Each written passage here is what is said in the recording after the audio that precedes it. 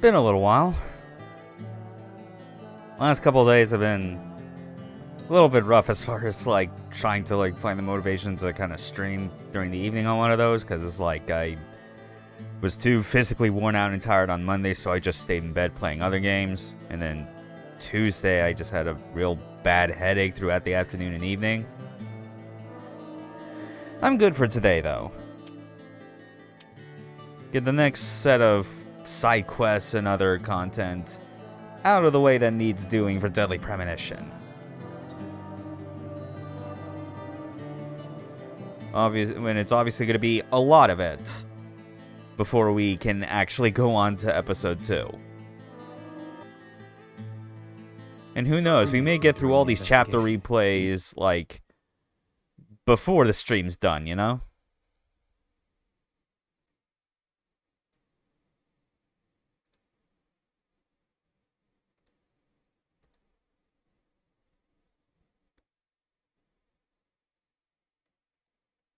Alright. Alright then, let's do that. Hold on, Agent York. Oh yeah, and now since we're doing the replays, we don't necessarily need to take up their offer to go to the diner. Even though it would refill our hunger meter to max, I'm pretty sure by the end of like chapter 6, it was already like close to full anyway. We can always go back to the hotel. Or go directly back to the hotel. Oh. You decide, Sam. That's a weird place for the skip. Okay. Yeah, I don't feel like eating. Emily, I'll take a rain check for today. Doesn't feel like company. I see. Well, that's too bad. Maybe some other time. Well then, I'll head back to Don't worry. Canonically, we still went to dinner with them and grossed them the hell out with some of our incredibly morbid investigation stories.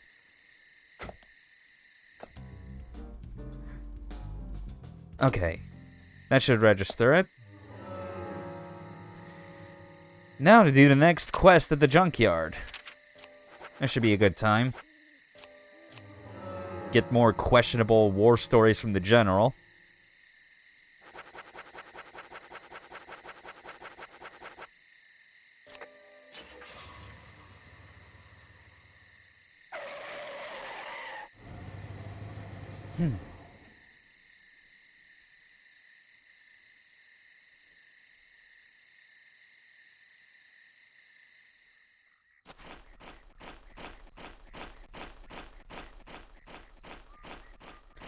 Alright, Lysander, what do you got?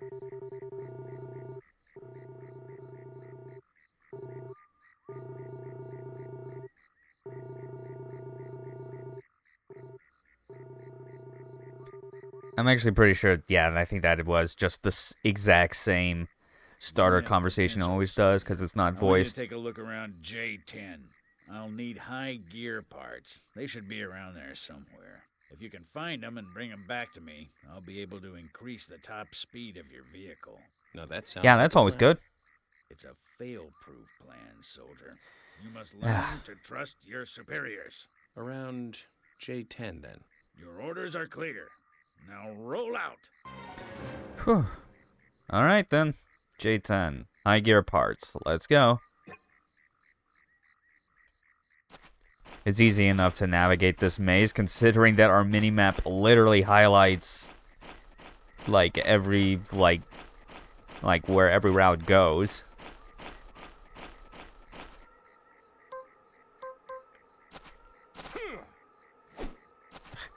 How did that miss? Come on.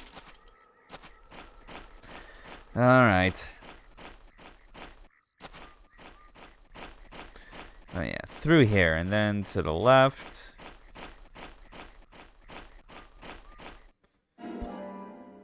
There we go. Anything in these boxes? Some agent honor, not bad. Alright. Looking forward to the next little story old Lysander has to tell us. And what comments York has to make about the credibility of such a source. Of a general who's wearing a sergeant's uniform.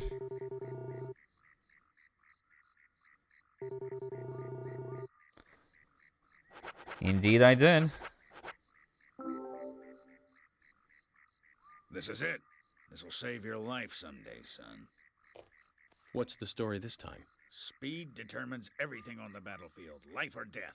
You're not going to tell me another story about stomach pains, are you? Son, I told you already. Don't mock your superiors. It's a very serious story this time. It starts with a question. Why did we lose the battle? We had firepower and the air support in the beginning. But looking at the results of a war of attrition, we learned a lesson. And that We would be? lacked speed when speed was needed. It was our superiors' fault. We should have carried out a swifter attack. That would have saved more of our soldiers.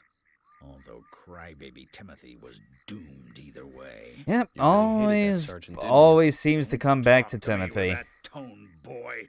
Words cannot describe how much I hated him. I was at war with a crybaby. No one has enough lives to survive that. He poisoned us with our own food. Washed all our weapons with soap and water. Launched a signal flare thinking it was a firework. Set off countless traps laid by the enemy. More than half of the unit had to return home sick because of him. I don't know how much of this to believe.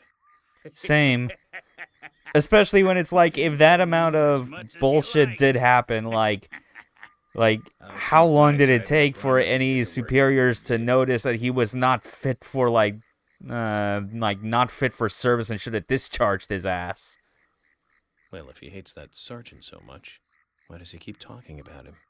I don't know, hate Though boners he is a weird didn't thing. Really even have direct contact with his sergeant.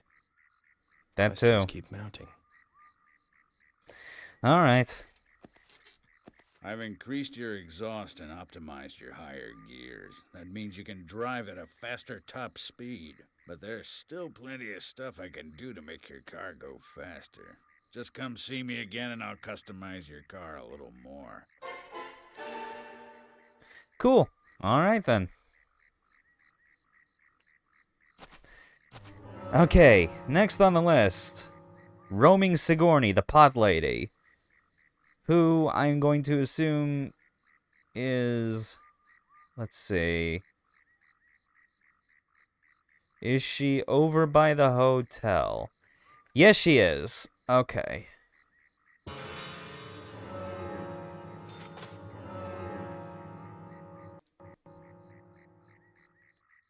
Yeah, alright then. We'll just warp over to the hotel. It won't send us inside, thankfully.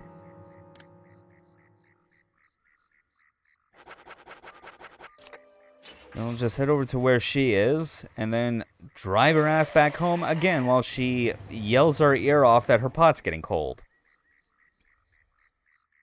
Because that's all she is to people on the outside, I suppose. Still the weirdest goddamn character of this entire game. And she's not even important to the story.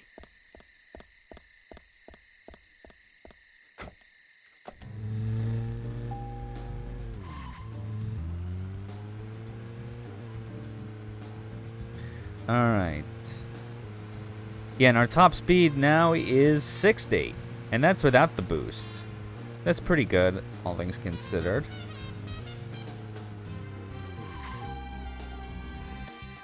Whew.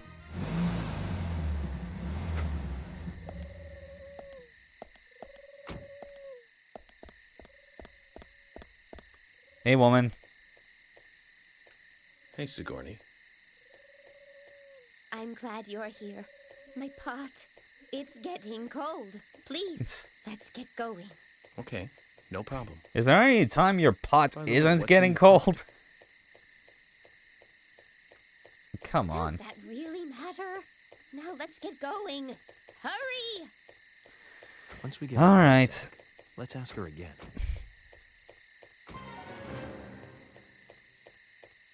Alright, cold pot 2. Let's go. Now, get the car going. My house is over by the lake. 3, 2, 1, go!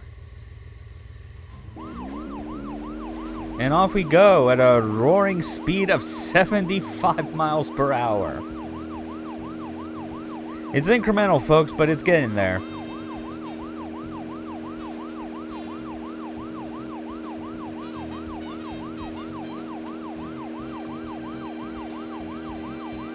Ah.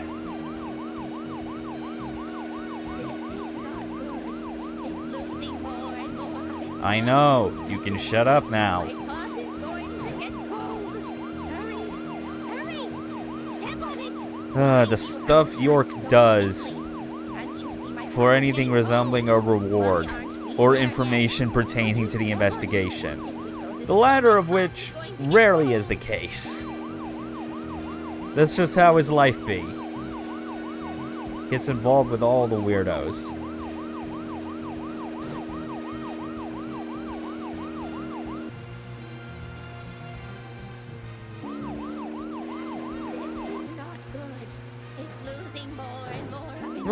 What the? Oh my god! Oh! Wow!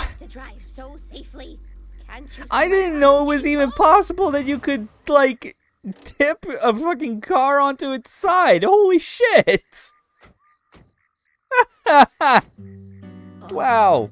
Oh, wow! That was amazing. So tell me, Sigourney.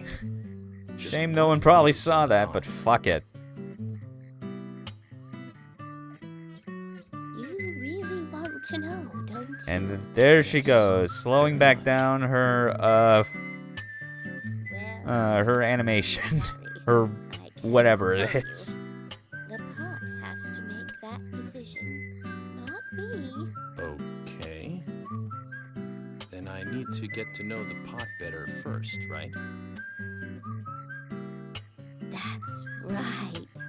In life, you can't skip steps. Okay. You have to take one step at a time and take the proper steps.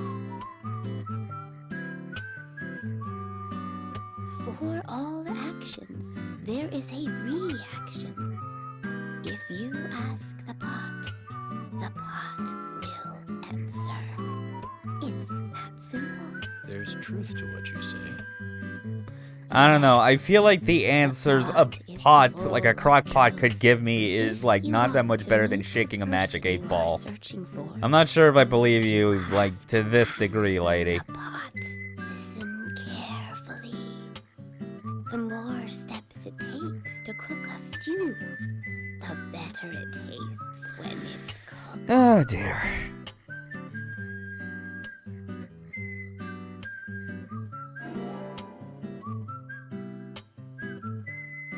Oh my pot is getting cold again. Did you have to talk so long? Oh. I mean, you were the one doing most of the talking, Sigourney. You're no one to blame but yourself. Alright, fine.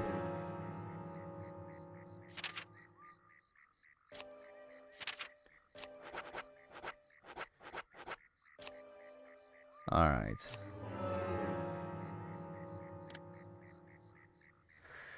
Alright, let's go get some sleep over by the tree. Then we'll do the next quest.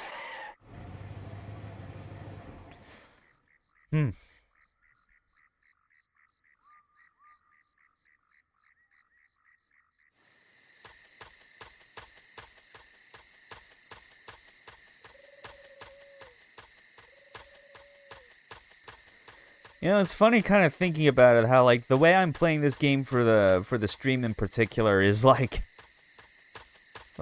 so much of it is, like, generally, like, the boring stuff that, like, I would never, like, have thought normally that, yeah, I totally would like to stream every minute and second of this and have it recorded for posterity. Meanwhile, the games that I'm playing in between streams to keep myself from getting ahead on this one is, like, stuff that is probably a lot more exciting. I don't know, but even then, it's still, like, it's not like I'm playing any other new games at the moment, is the thing. Like, I recently finished, like, a playthrough of, like, not just Prey Moon Crash, but also playing through the main game again, doing another Typhon-only Neuromod run on Nightmare Survival this time, because I had not done it on that difficulty yet, and yeah, that was a good time. Real tricky at moments, but it definitely felt good.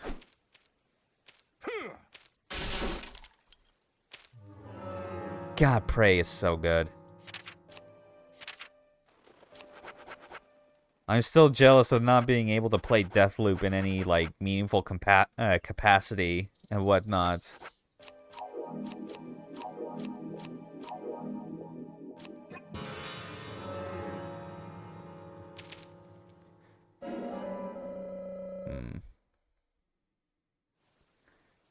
Actually, no, I don't need to...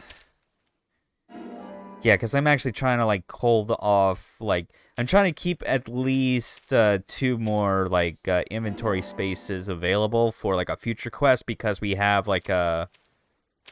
Because one of them is, like, yet another cooking side quest with Emily, and we need 3 items for that. I already have one of them, like, in my inventory, thankfully.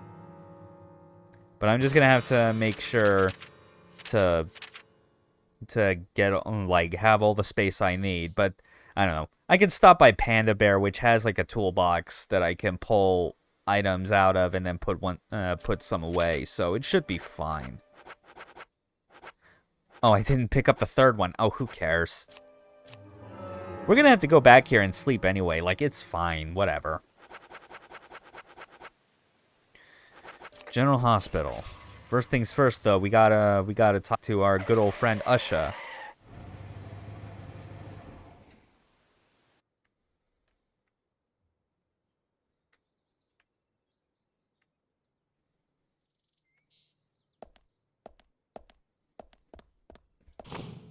Yeah, replaying Prey was a pretty fun time. Like, finishing that Typhon-only playthrough was what I did on Monday, just because it was, like, something that I could easily do while lying in bed, and I wasn't really physically or mentally feeling up for doing any sort of playthrough, or like, continuing to, like, stream this on Monday.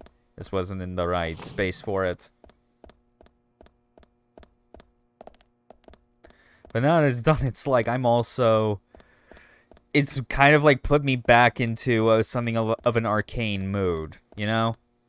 Because it's like because clearly, like just everything to do with, like, my current computer situation, I am not in any position to be able to play.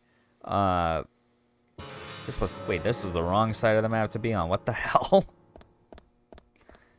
But yeah, it's just I'm not able to play Deathloop in any capacity that would be enjoyable from, like, a tech standpoint.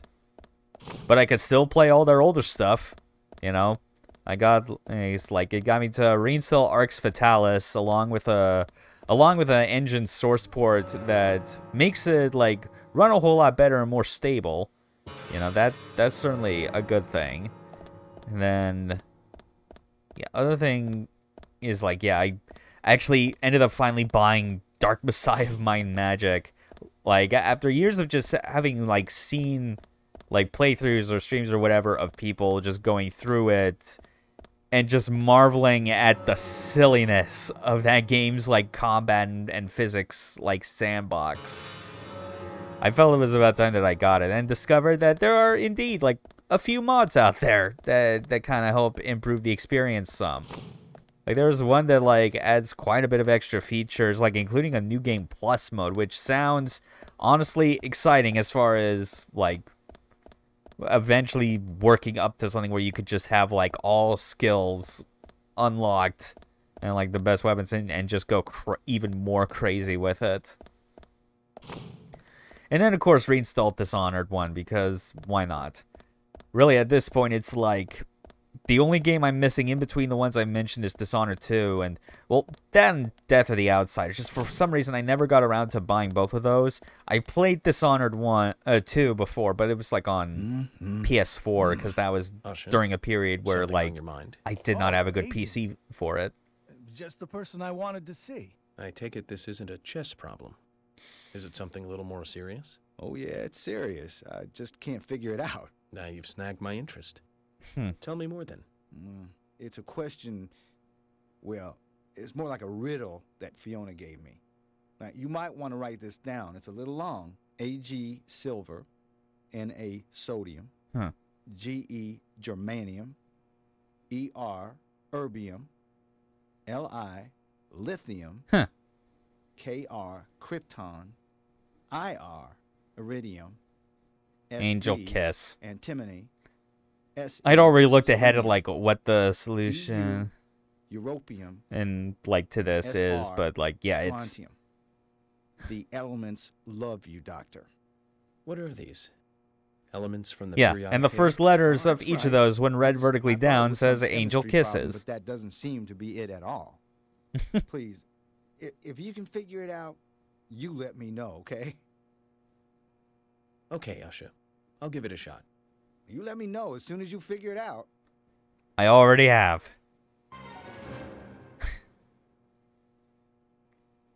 It's a real silly, yet also very simple side quest, all things considered. I mean, if anything, it only really It's a exists question- more just for the It's more like a riddle that just Fiona gave me. continue to build the Now, you characters might of wanna Fiona write and this Usha, down. and It's a just the little fact long. that like AG one silver, clearly Na has sodium, interest in the other. Ge germanium. Line them up and read it horizontally. No, read the first letters vertically. The elements love you. Angel Okay, now, kisses. read the first letters vertically down. Angel kisses? You still don't understand? Of course, angel kisses is Freckles. The answer's Fiona. In other words, Fiona is in love with you. Oh. See. Now he It's a very cute realizes. love letter. Those who have the courage to love have the courage to face rejection. And she is a brave one. Don't you think that's wonderful? You know, just between you and me, she's been sending me signals like this for over a year. Then why don't you respond? Is there something else you're interested in? No, there's no one else. I mean, don't get me wrong. I don't dislike Fiona. I don't know what to do. Usha, Hmm. don't tell me you've... Yeah, that's right. I've never had a girlfriend before. Please now, don't tell a soul. Promise. I won't do your autopsy if you tell. Usha, that's a fresh, new way of saying something horrible. Anyway. Yeah. Thank you for figuring this one out for me. Now I'll handle the Whatever. rest. Never having You had a get the gist, girlfriend is thank like you. no real big deal. Thanks for this photo Thanks, of your Sasha. Pringles, I This will guess. help me keep it zipped, all right? Agent? Now, don't. Just kidding, Usha. Your secret dies with me. Hopefully in many years' time. Oh, whatever. Okay, now we got that.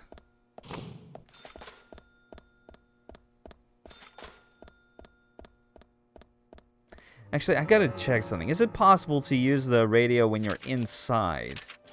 Like a building like this? No, you can't. Ah, damn it. Gotta retrace all my steps to get back up to the outside of the hospital.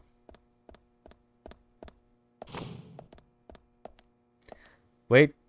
Wrong room. Okay. Yes, gotta go up the stairs first.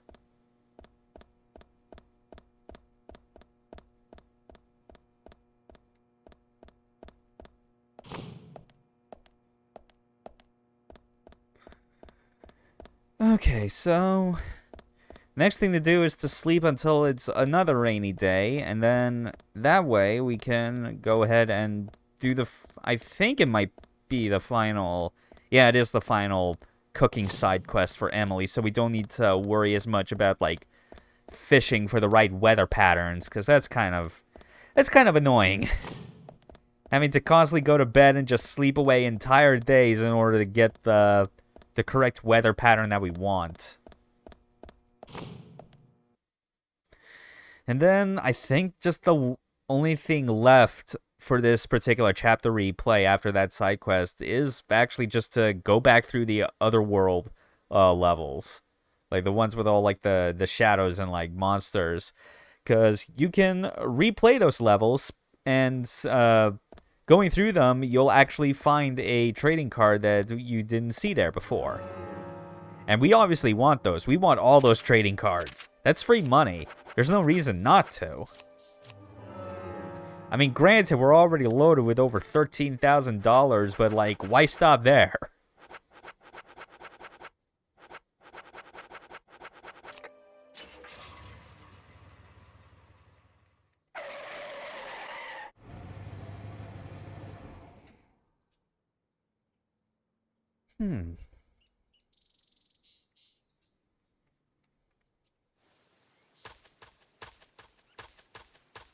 So, yeah, now we're just gonna sleep. What time is it? It's 9:30.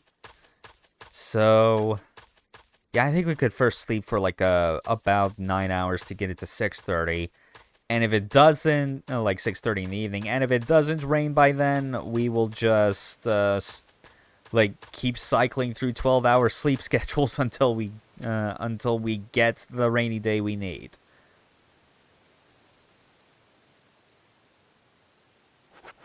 Deep sleep.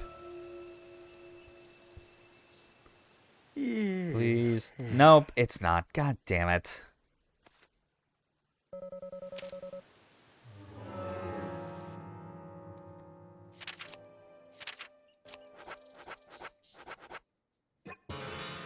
Nah. Yeah, we'll hold on to these until we wake up and it is the rainy day we need.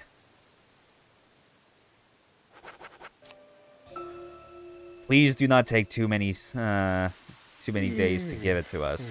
Okay, it's a rainy morning. But will it still be like that when we wake up in the evening? That's all I ask.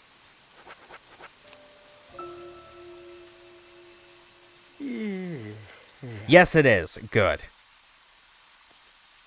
Oh, that was kind of relieving. Some of the other times we've had to get a specific rainy day, it took us quite a few days of sleep in order to get. But now we can head over to Emily's house. Though more specifically, I think we can head over to Panda Bear. And then, like, get our stuff from the toolbox. Because I'm pretty sure, like, a lot of places are obviously closed. Wait, hold on. Is Panda Bear's not even... Oh, fuck me.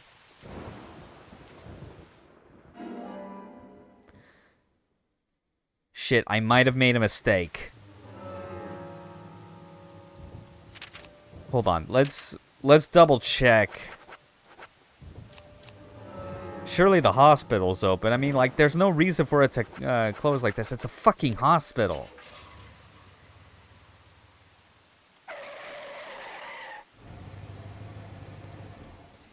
I probably should have foregone, like, everything to just do with this. Oh, thank God it is. Oh, yes. Good. Fucking.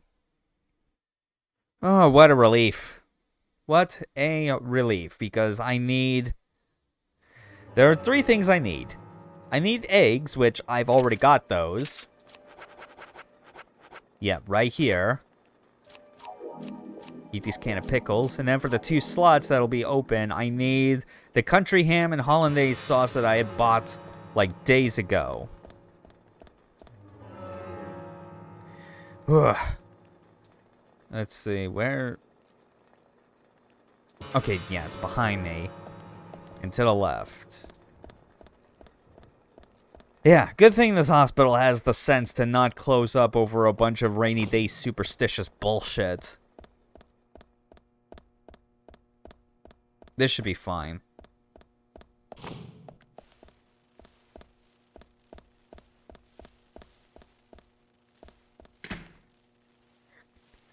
Okay. And then we'll take out... Yeah. Country ham and the hollandaise sauce.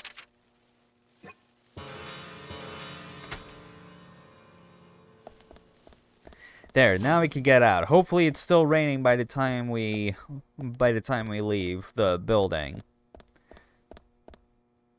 Because the last thing I would really want to deal with is just the weather changing, like, spontaneously anytime you go in and out of a building. That would suck.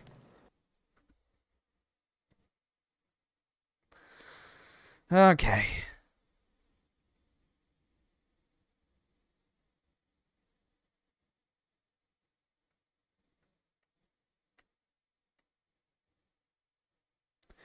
Good, it's still fine.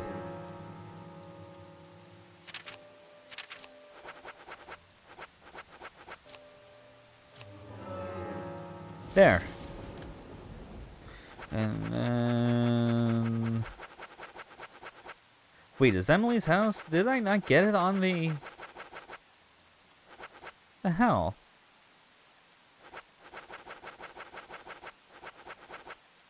Okay, fine, whatever.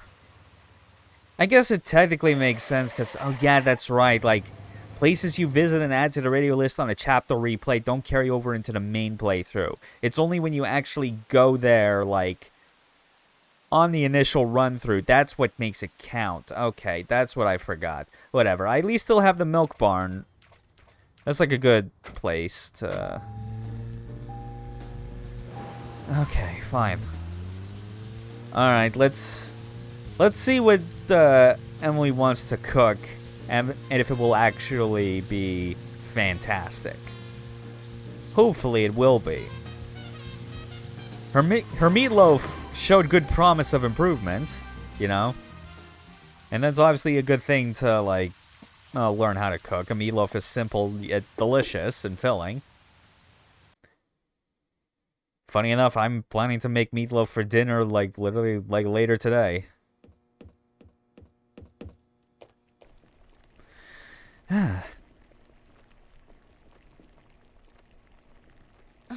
It's still not right. You've certainly gone to town this time, haven't you? There's something I really want to cook, but I can't remember what it is. You can't remember? It's Something probably you want to cook, a right? sign that, like, you Well, that's the don't... thing. that you It's shouldn't be something my father cooking. made for me once, a long time ago. Like, you should be My mother asking was people sick, what it so is he had first to and cook. then getting the That was the only instructions. time he cooked. I remember how it tasted, and I wanted to make the same dish, but no luck. I also remember what it looked like, but I have no idea what was in it. And you still decided that you'd give it a try anyways. Amazing. Most people would give up without even trying, Emily. Do you have a problem with this? Okay, so I was nostalgic and emotional, but I wanted to give it a try. I'm sorry. I need to watch my mouth. You kind of Who do. am I to comment on your private issues? I'll make up for it by helping you look for the right ingredients. You will? Yes, of course. This will make a nice break from the investigation for me. Now then, what kind of dish was it? Various different ingredients placed on top of an English muffin with some kind of sauce on top, a yellow sauce. He learned it from a diner close to where he worked in New York. So a New York-style yellow sauce. Hollandaise.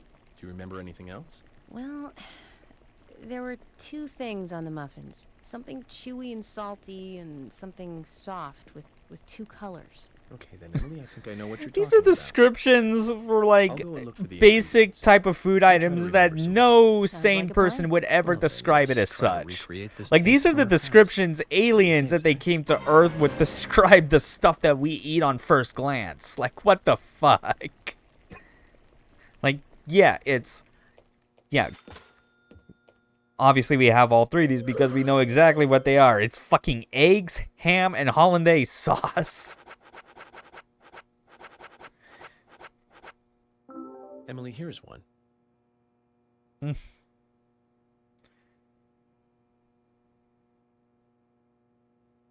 This is definitely right. We're getting closer to how it tasted. Great. A Okay. yellow sauce and something chewy and salty. Yeah.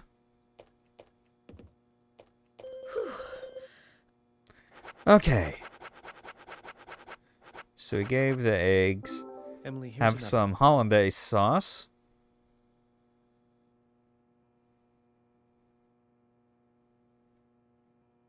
This is great. Now this is getting close. One more step and we'll be there. Only one more ingredient. Something salty and chewy. He cut it with a knife before cooking it, so it must be meat or a fish. It's definitely meat. Ham is delicious, but man, can it be salty. Emily, here's another one. I always remember, like, around Christmas time where, like, the kind of food that my family would make You know, be it stuff like pierogi or like stuff that has like ham and like This is it. sauerkraut. That's It's exactly what it like tasted like. it's the sort of thing where we joked about it over time that it was Eggs basically the Benedict. family salt lick. And yeah, we were making eggs Benedict. The name of this dish. It's a popular breakfast dish in Louisiana. Your father was quite a chef then.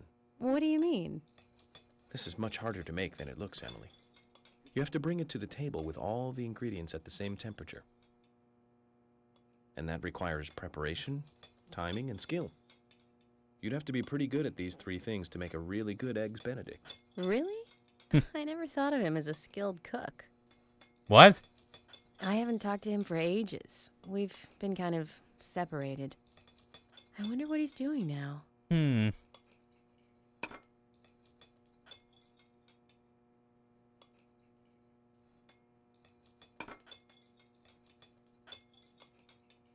you have his number? I think so. Probably stuck in the old picture album. Emily, just interrupt me if I'm out of line here, but I'd like to tell you how I like to think about these things. The fork was just glued to the palm of his hands.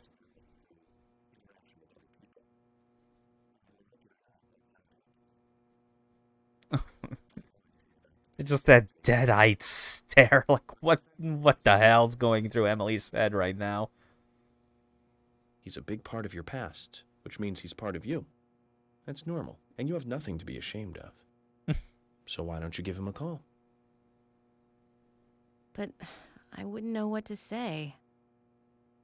We can talk about this recipe. That'll be a good place to start. Thank you, York. I'll give him a call after you leave. I don't want you standing over my shoulder for this.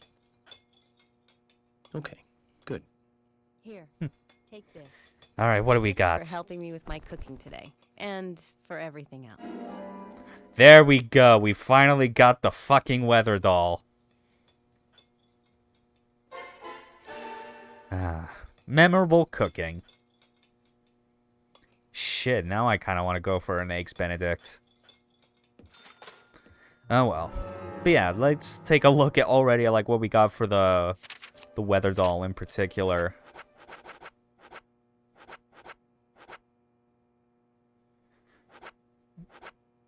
Yeah, a doll that expresses rain by turning around.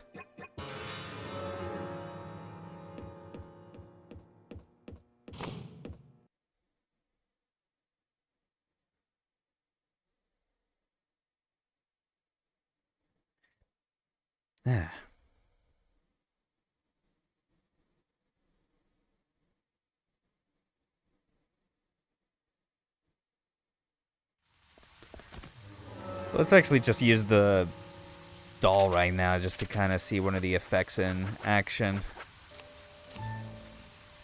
The doll suggests rain.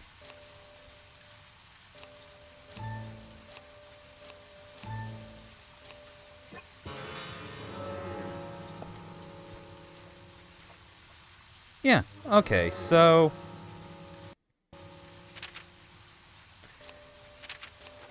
now we're gonna move on to the part where we do the Otherworld replays in order to get some extra trading cards.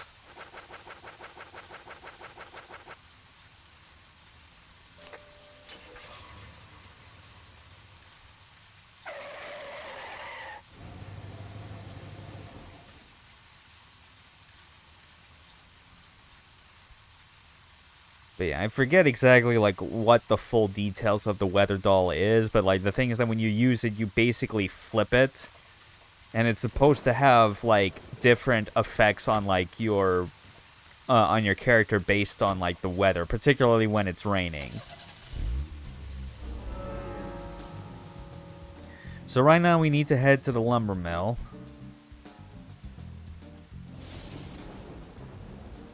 Which, let's see, what would be the best route to take, I guess?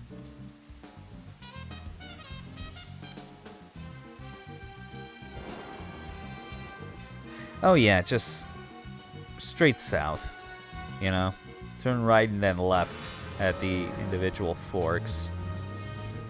And hey, it's like it's still raining, and it's not too late in the evening that things go especially wild in the overworld, because one thing I have been avoiding, but it exists, is that if you're wandering around at night, like anytime between like midnight and 6 a.m., like the shadows, like the monsters from the otherworld levels will show up, and some weird stuff happens, including gigantic demon-possessed Doberman. That's like the only way I can really describe them. It's arguably the scariest this game gets, because it's like, yeah, like weird shadow zombie monsters that limbo and like walk backwards towards you ends up being a lot more goofy than it is scary.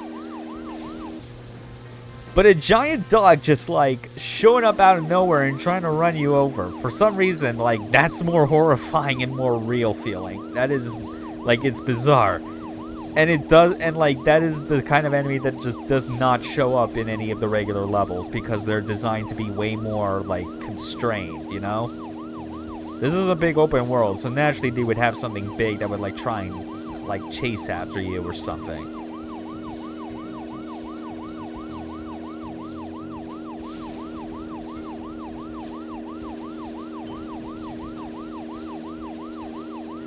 Zach, we can take a rest if you're tired.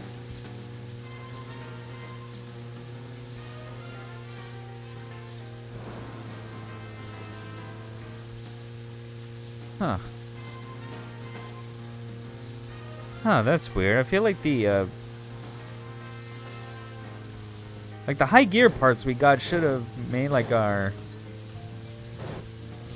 Oh wait, I guess it was like the idea is that it's 65 or something when unboosted, but it like the speed itself changes depending on... Well, oh well. Vandalism, who cares? But yeah, I guess it's just more like the speed does still get influenced somewhat depending on if you're going downhill or uphill. Like, that makes sense.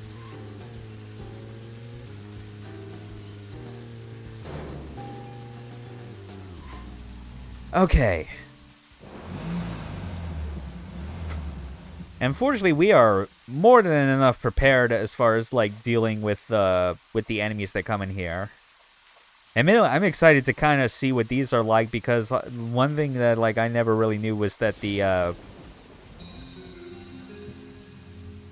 should give it a try just for the thrill of it. Yeah, I'll try again. But yeah, it's like when you go back through these, it's like there are technically like more enemies and some that are like remixed in comparison to like the first time you visit, which I think is kind of cool. At the very least, we got like some good infinite weapons to kind of work with.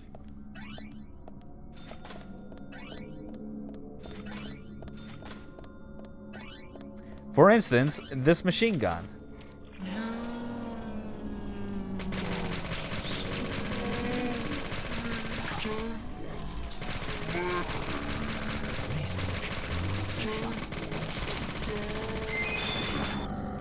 Oh, wait, where did you come from?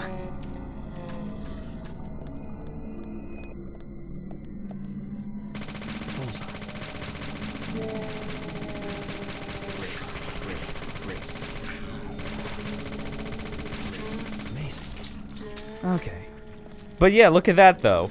Our health is going back up. That's basically like the main benefit of the weather doll. Like when you have it activated, especially during like a rainy condition like this. Excuse me.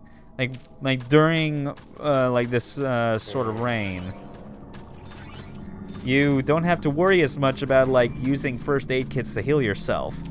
That's nice.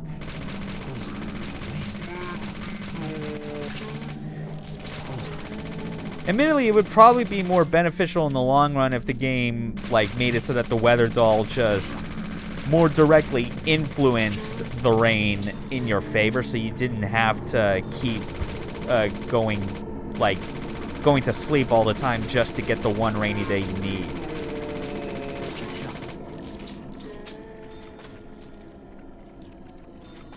God, this machine gun is so good.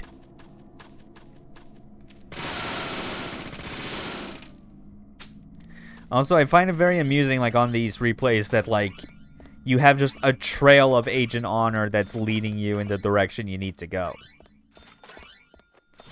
Because as it is, it's like, we got plenty of enemies. We don't have to worry about solving the same puzzles again. That's kind of nice.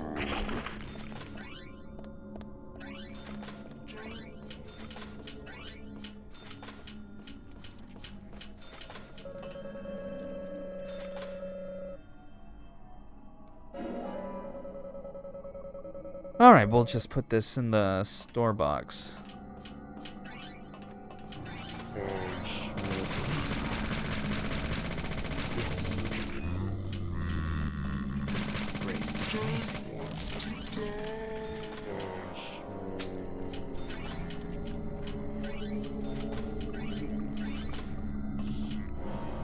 Yeah. Not much else to really say about like this whole like replay of the lumber mill. Things are slightly different, but it's pretty clear that this is just how it's gonna be playing out for the remainder. Again, it's very, very kind of them that they just have an entire trail of money just leading us down the path we need to.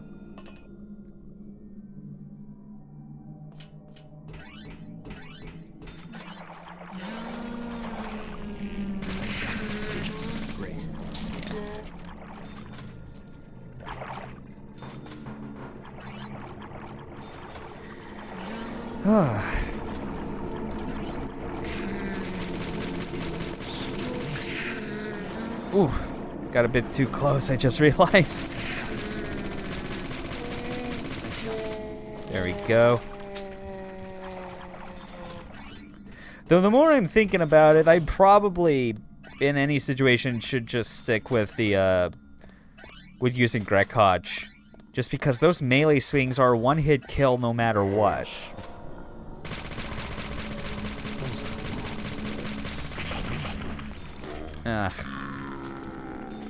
No, it's fine, though.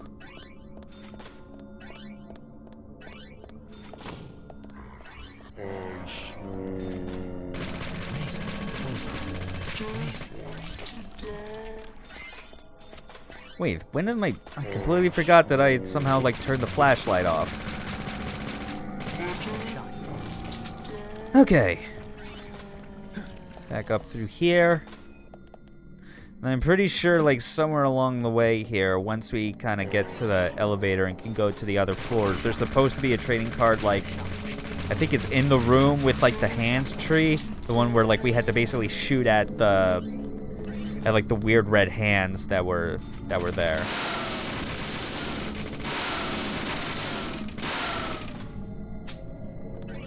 Although, who knows, maybe the Agent Honors will do a good job of leading us to that specific room, and it's not something that's, like, off the unintended path or whatever it is. What else, though, that's, like, coming to mind besides, you know, this sort of monotony?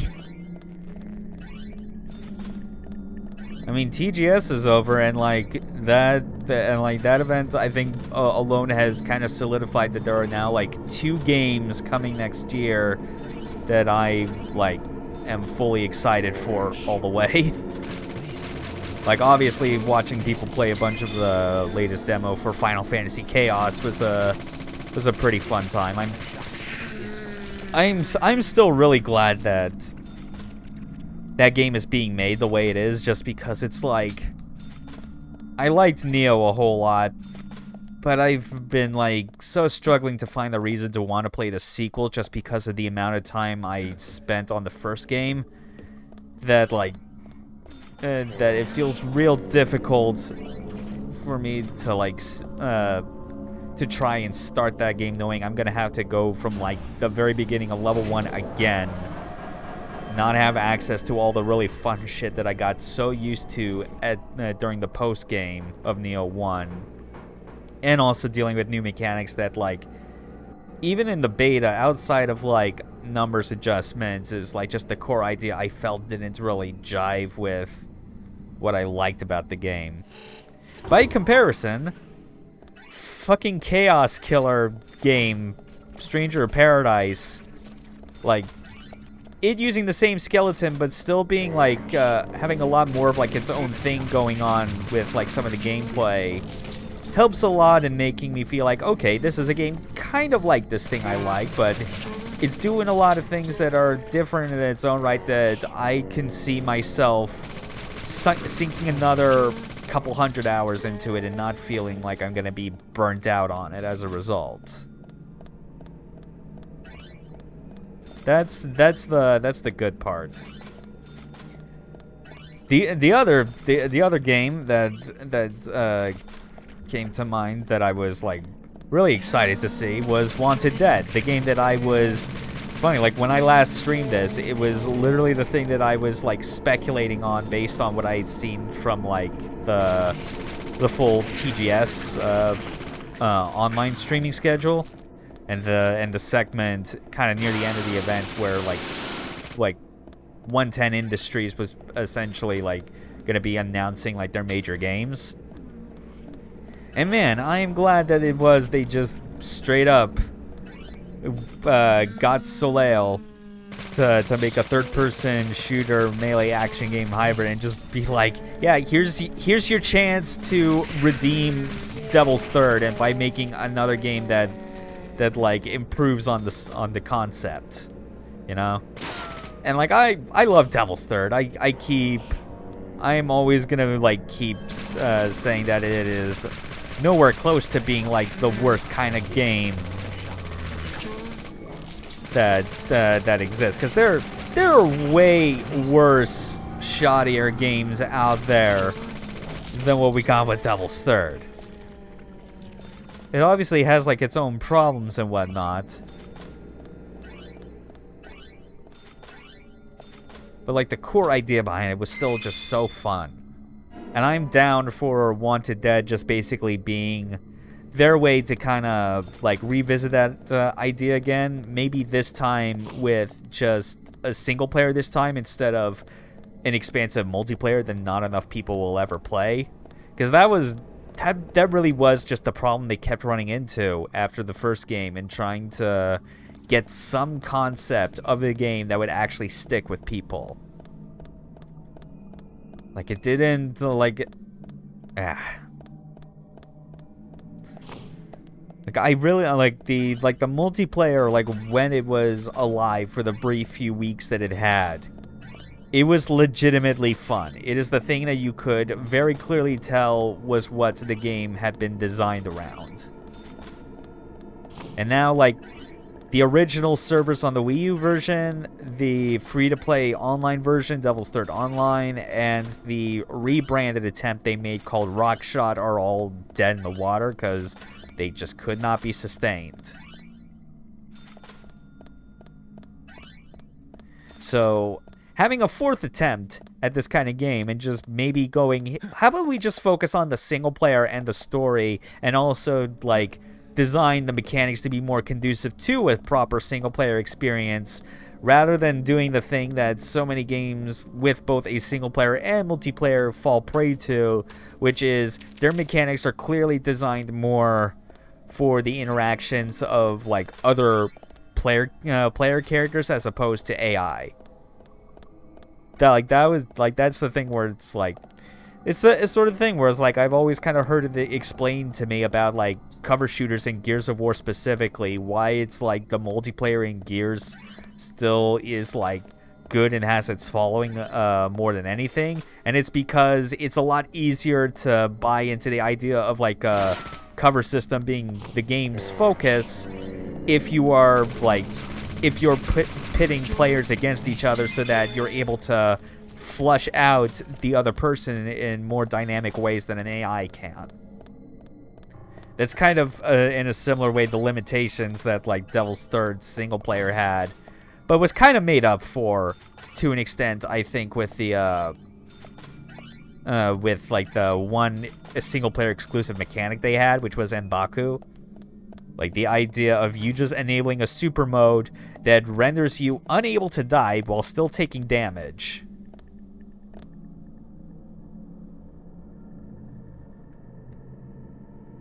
Yeah, we're gonna leave now. That's good.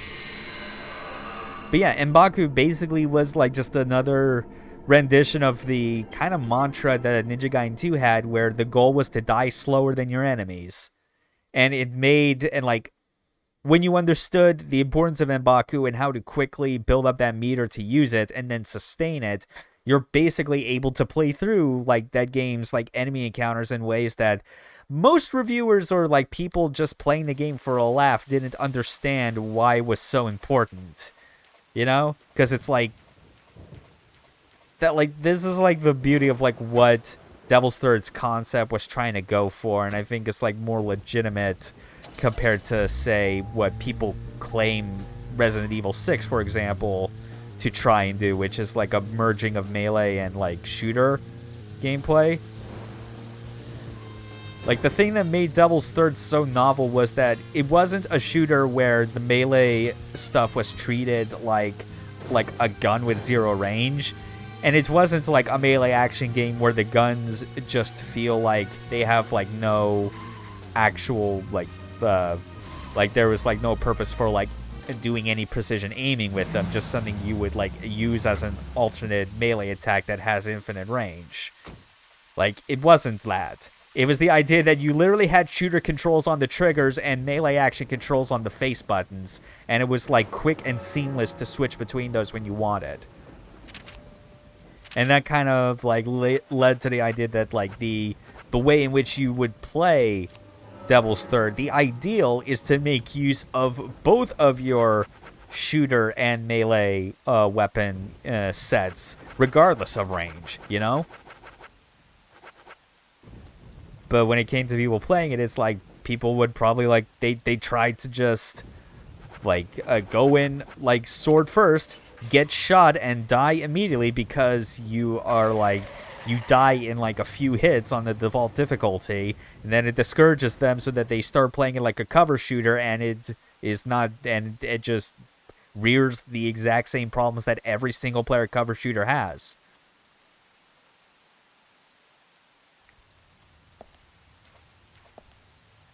And that's why you end up with people saying it's one of the worst games ever, and it's just like complete misunderstanding combined with like just people's desires to like just clown on certain games like for the sake of memes even harder than they're really necessary.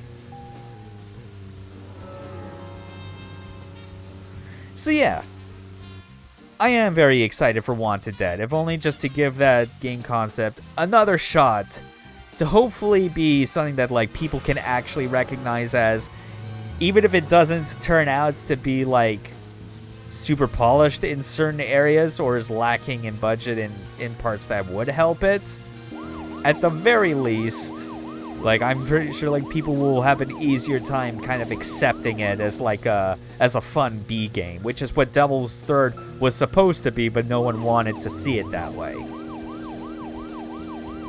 I imagine part of that will probably be held by the fact that this game's actually getting a PC release, thus ensuring that like any insufficient frame rate problems that the console versions may have on release, PCs will be able to brute force past it. Because man, that's something one reason why I so wish Devil's Third had also gotten like a PC release simultaneously, because it needs it. That frame rate is so all over the place when you're going through it on the original hardware.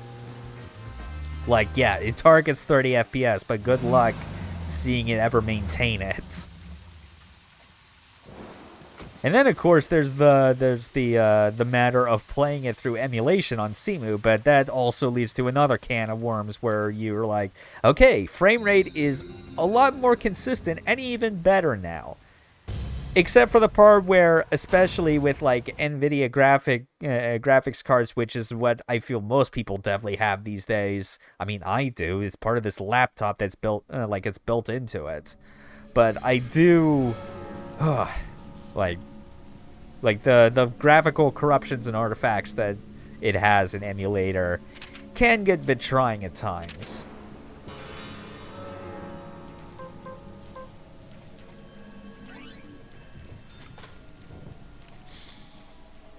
Okay.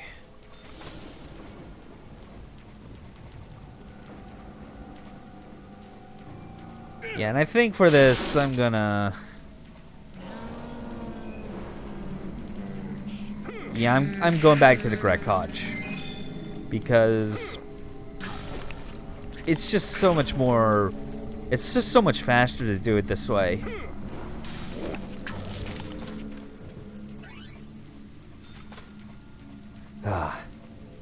But yeah, Devil's Third single player not getting, or even the full game not getting like a full proper PC release was just a bummer. I get that like the game probably would not have seen the light of day had Nintendo not stepped in, considering its development hell issues. But man, this is like an unfortunate compromise considering it's the Wii U. I actually pulled out my Wii U for the first time in a long while and hooked that thing up, if you could believe it. It definitely took a while to get working again because my Wii U has had like a power issue ever since, like, I'm pretty sure it was like 2013 or something. And I've never been able to like get it sent back into Nintendo to like have them look at it back when the system was relevant.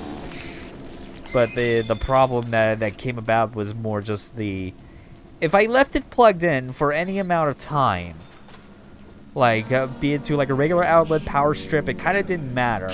Like when I tried to press the button to turn the system on, it would not turn on at all. You know, it would just flash the. It would just go and flash the like the red LED like power light. It wouldn't turn blue. But then sometimes, like, if I just leave it unplugged for an indeterminate amount of time, then plug it back in and turn it on just by pressing the power button on the system itself, not trying to power it on remotely with like the gamepad or Pro controller, then that's when it works fine. So yeah, I plugged it back in, and because I'm an insane person who has had it in his brain to take advantage of the component inputs on this CRT and hook up like the remaining HD systems I have that support analog video, I plugged my Wii U into the CRT. And as you'd expect, like, the idea of like proper 4x3 does not exist for this thing because the Wii U came out in 2012, where people were really starting to be like, you know, let's just move on from like these standard def aspect ratios. It's kind of a shame. But I still played some of Devil's Third on it, and it's like, even letterboxed, and with the subtitles and UI elements being kind of tiny, subtitles in particular giving me like huge Dead Rising vibes. It was still fun. I still love the hell out of Devil's Third, even with the ways that you can tell the gameplay could obviously be improved. Just the core concept that's there, and like a lot of the things it does to be like very solid and like consistent in how damage and attack types work. It's stuff like that where I hope that like they definitely still remember a lot of it for Wanted Dead. Or as like I've been kind of calling it in my own head, calling it Devil's Third 2, because it hopefully will end up being like that. Like the proper sequel that like pushes things forward and does not have the issues with development that it did before. Yo, Arian! Cool to see you drop by. Yeah, not much. Just been playing Deadly Premonition, and changing up my stream schedule some so that like even for solo stuff I'm doing it more in the late mornings. Mostly because of just what I'm doing with Deadly Premonition, where I'm trying to do a 100% playthrough, and I need all the time I can to just get as much as I can out of 3 to 4 hours worth of gameplay. You doing well yourself, man?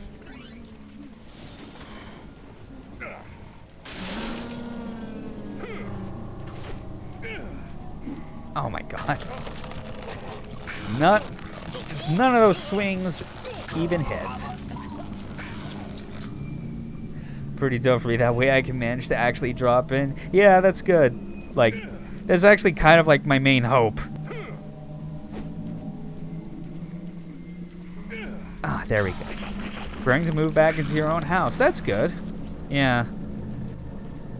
Obviously, with like, yeah, moves are pretty stressful overall, but at least it's rewarding once you finally get everything set up in there.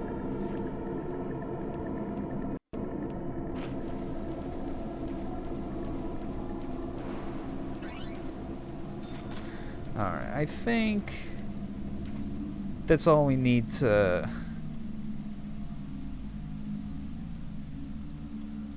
Nah, actually, I feel like I'm just gonna still go through the rest of this challenge. Because there's still plenty of more agent honors to collect.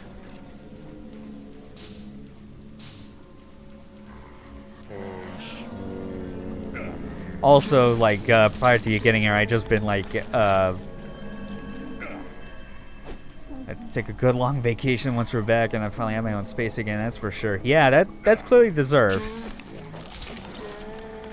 It is reminding me, though, that, like, sometime next year is, like, when hopefully me and my sister will be moving to, like, a new place, and I can only imagine, like, like, what sort of difficulties we'll come across trying to, like, find a place that'll be good and won't be, like, stupidly expensive or anything.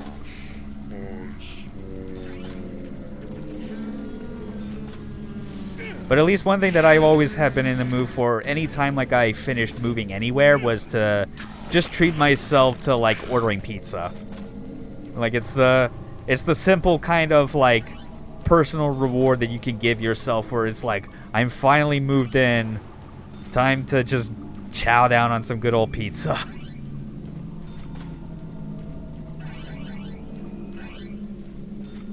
How much is that? $240 just from those red agent honors. That's nice. Oh, yeah.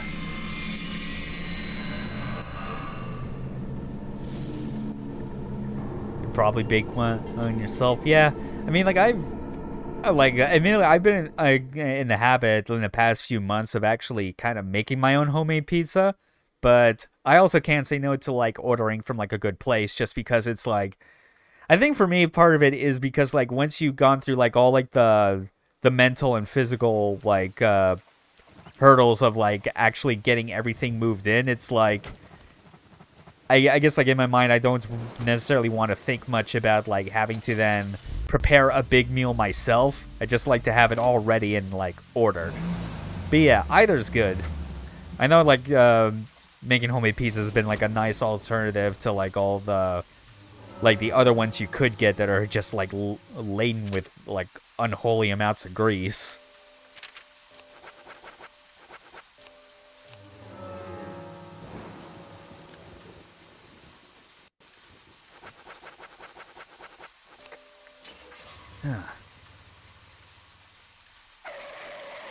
Oh yeah, and kind of like around the time when you were like just about getting here, I was kind of like talking about my thoughts on the on like the games that like stuck out of my mind from TGS, mainly with like Strangers of Paradise and Wanted Dead. The big problem is the pre-made stuff or the places we can order from aren't that good. Oh yeah, that's right. Yeah, because you're yeah, that's true. yeah, that's true. It's like depending on where you are, like pizza places can vary a lot. I just know that like where I'm at, there is like a good gourmet like pizza place that that I can order from that has very good stuff. So that's kind of what I'm thinking of like whenever we end up doing the move next year. Yeah, Strangers of Paradise does look like a whole lot of fun, for sure. It's something that like I mentioned that It for me feels like it's giving me an opportunity to play like a Neo-like game without just going straight into Neo 2, because I sunk so much hours into the first game that like a very iterative sequel didn't feel like the most appealing so soon. But Chaos, Strangers of Paradise has like its own stuff going for it that like makes it a lot easier to accept as like, yeah, I could see this being a game that I'll play all the way through for sure, and like try and like get everything leveled up, see like what all abilities you can get for every single class, of which they appear to be cramming so many into To the point where I think they mentioned that they're gonna have like more jobs in that game than Final Fantasy V. And that one, like, I'm already aware, already has like what, like over 20?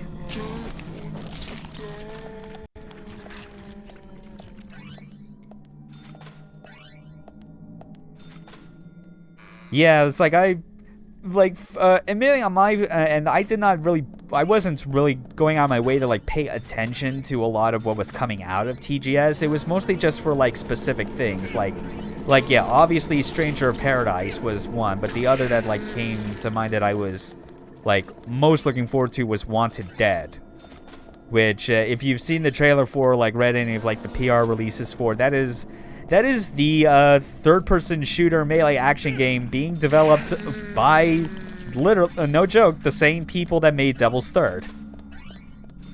So that's like more than enough reason for me to be excited, because it is them basically getting another shot at that type of game with hopefully like a proper budget and like less development issues.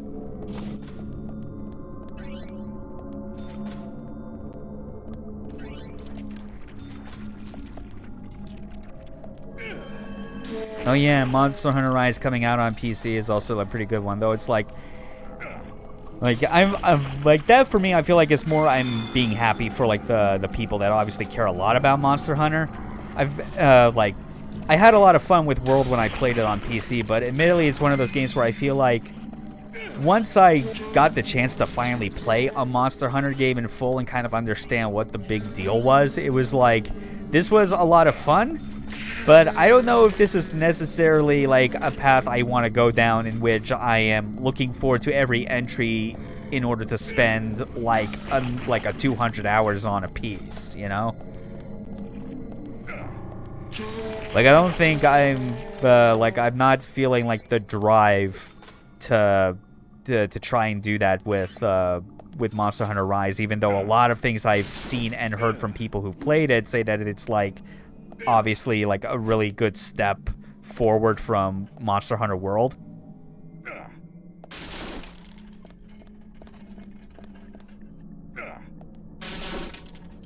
Oh well. At the very least, Rise is on RE Engine. We can only hope it will be like infinitely better optimized than just that long in the tooth version of MT Framework that they were using for World. 'Cause man, that was rough.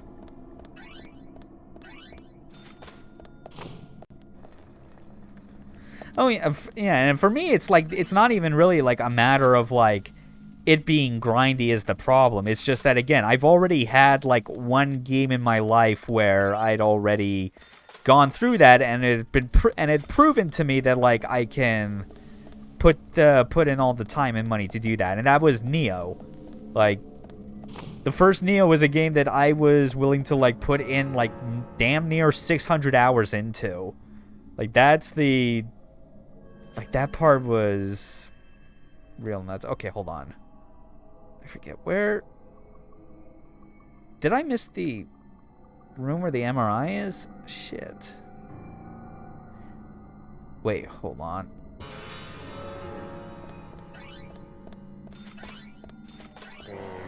Yeah, okay. Okay, I clearly missed the room. So we'll have to backtrack. But yeah, it's like the grind part of it can be like fine as long as the core gameplay is like fun enough to make me want to keep doing it all the way. Neo was that for me. Monster Hunter World was almost that for me, but it was like kind of put off by the fact that I couldn't... Wait, what the... Okay. Alright, good. Okay. I almost got the door mixed up.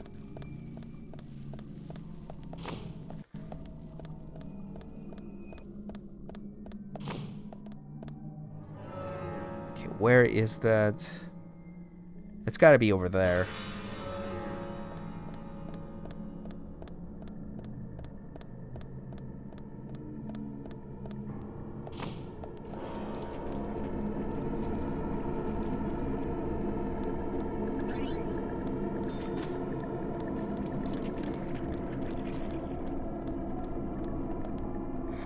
Yeah, it's like like story and world of building of like Monster Hunter in general is obviously there, but it's like so unimportant to like the majority of people that actually play it. It's just there more for like the excuse of like wanting to like track down and hunt like these like crazy huge monsters. Yeah, like a lot of the story and characters when I played World just like were like nothing really special. Oh wait, hold on, I'm an idiot. Oh, okay, no, I was supposed to just keep heading. And I got flipped turned upside down because I should have kept looking at the mini map, look at the whole thing, and realized that the trading card I need to collect is further ahead. God damn it.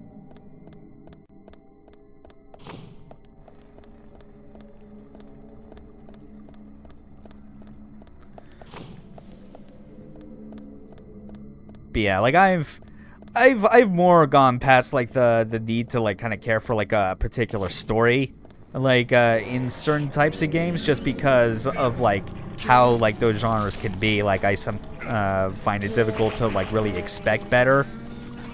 You know, for like character action games in particular are basically that.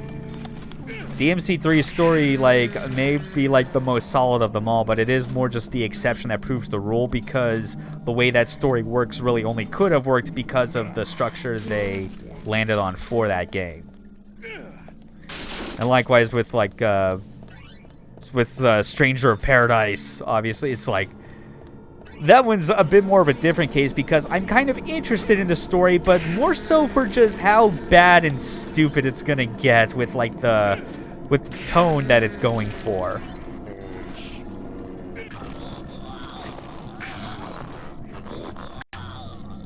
Because it's already like in like a marketing sense, it's already like super funny to see how much like Square took notice of people's reactions to the initial trailer and just all the memeing about chaos, that it was a situation where it's like they actively tried to tone down the amount of times chaos was mentioned, as well as change the marketing style of the game, because everyone like was quick to figure out that fucking Jack was gonna become was chaos, so he was gonna become chaos in the end.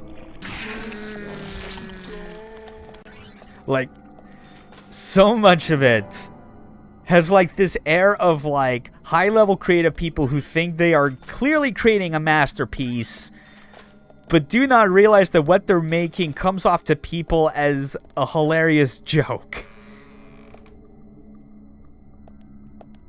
Like that's the best part.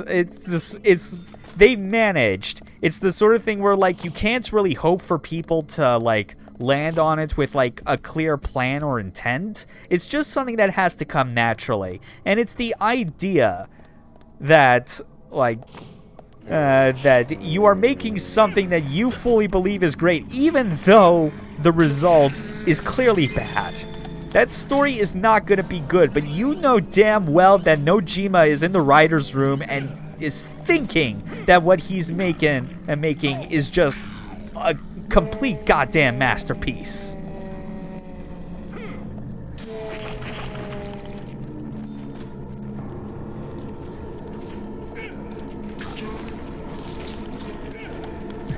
Yeah, the whole Limp Bizkit scene is the essence of that, which is like, I do have to ask though, it's like, admittedly, like I thought the same, that it sounded like Limp Bizkit, but I don't think it actually is a Limp Bizkit song. Not that I would necessarily know like what their whole discography is, because I don't care to listen to it. I'm only familiar with like two because people have like made the jokes about it in the past. Like, I'm sure everyone with a cursory knowledge of that band knows about the song Rollin'. But I think that actually would have made it funnier if there was just like an edit that someone made of that scene, and when like Jack just says bullshit and hits play on his phone, it just plays keep rolling, rolling, rolling. And it's just, that would have been on point.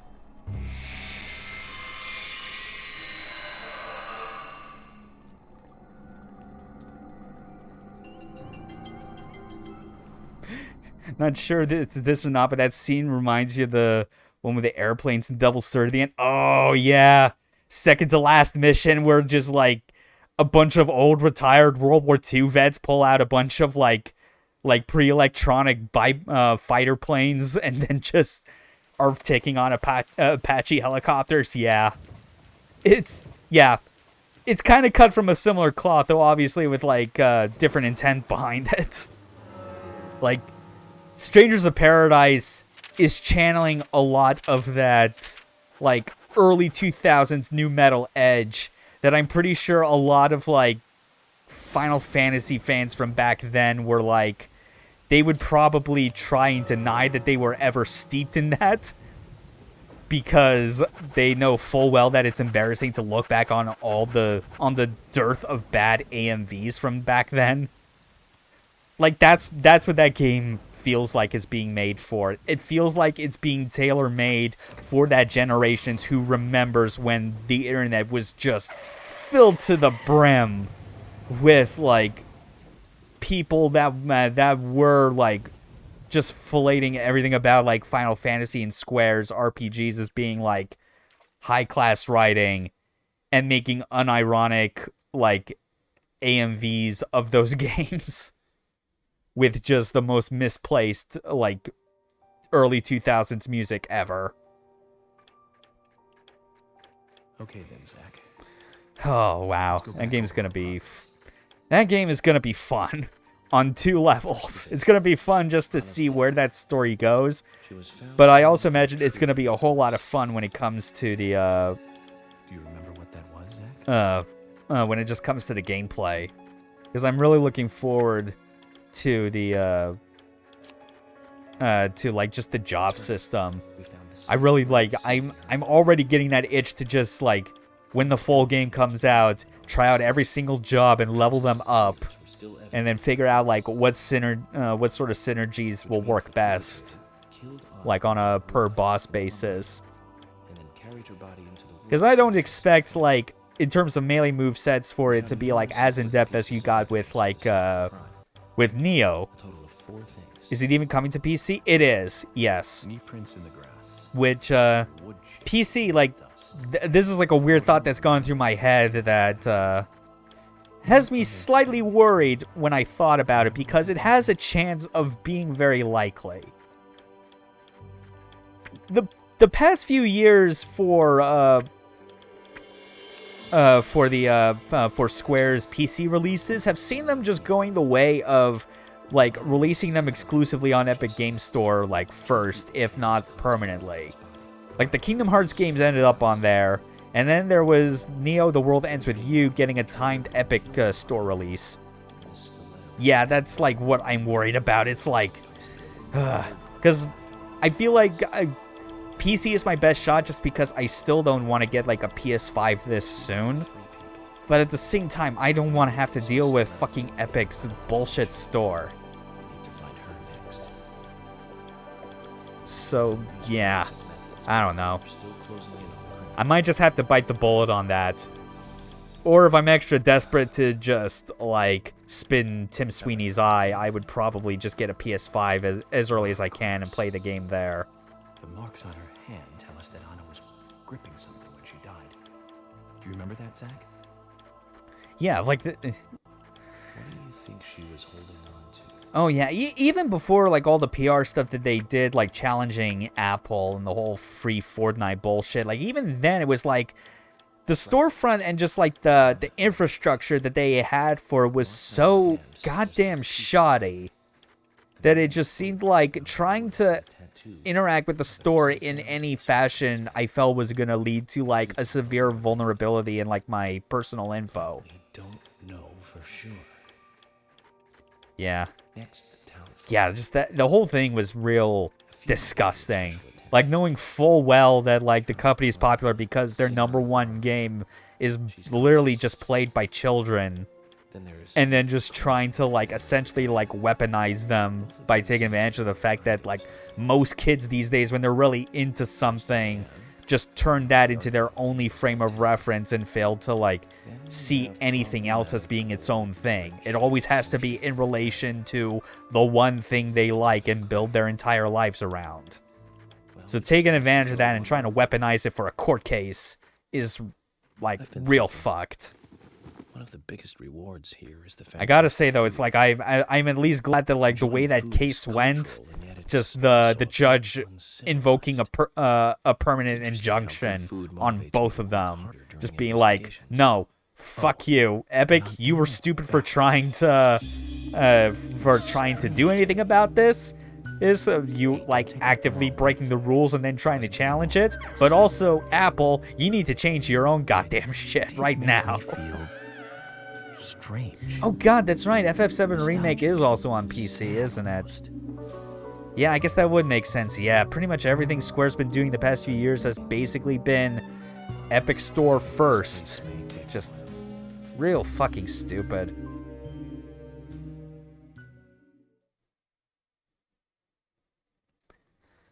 Oh, it's coming there. Okay.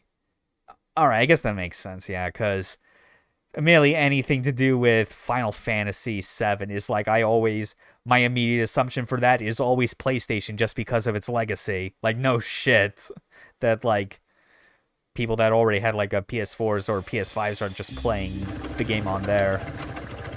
But if it's coming to PC, that's not surprising. It's just, yeah, I don't know. It's funny, at this point, like, with the games that are already on there, if I cared about trying them on PC, I would not try and hide the fact that I outright would probably pirate them if I had the interest. But I don't want to do that for Strangers of Paradise if I can help it. I already know that that's a game that, like, I am 100% on board with, that I want to, like, pay the price of admission for day one. Yeah, that's right. Yeah, the pixel remasters are.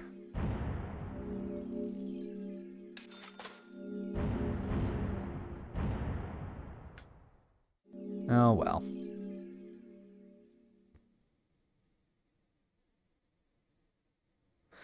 Okay, so we got like a couple more replays to do of this particular chapter, but they should actually be going a whole lot faster this time, funny enough.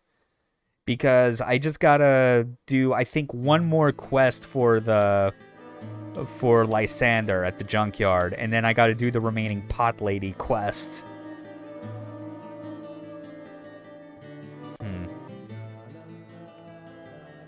Previously during the investigation. And then we can move on to episode 2. So yeah, hopefully like knocking out these remaining quests won't take us too much more than like half an hour. Oh yeah, speaking of all the Final Fantasies, I got a hold of like the of the ROM for the original Super Famicom version of Final Fantasy V. Just along with like the old the original English translation patch it had, and then just loaded it onto my modded Wii, just because I'm saving that for a day where I feel like I am inevitably going to try playing through Final Fantasy V and see if maybe that's the mainline Final Fantasy game that I can actually get to the end of. Because I mentioned how like multiple games that I've tried in the mainline series just never stuck with me. But because of like my current excitement for Stranger of Paradise and how like it's, you know, like its gameplay is revolving around like its version of the job system, and everything I hear about Final Fantasy V is specifically about how robust the job system is. Like I'm interested in on that alone. Like I'm curious to see if like if what jobs they have in 5 will be worthwhile. Suplexing that train was just so good. Yeah, that's true. Yeah, FF6, that was the game with bitch, I'm motherfucking Sabin just suplexing an entire train. Those are the only two things I know about Final Fantasy VI. Sabin suplexing that train and Kefka, the crazy villain clown.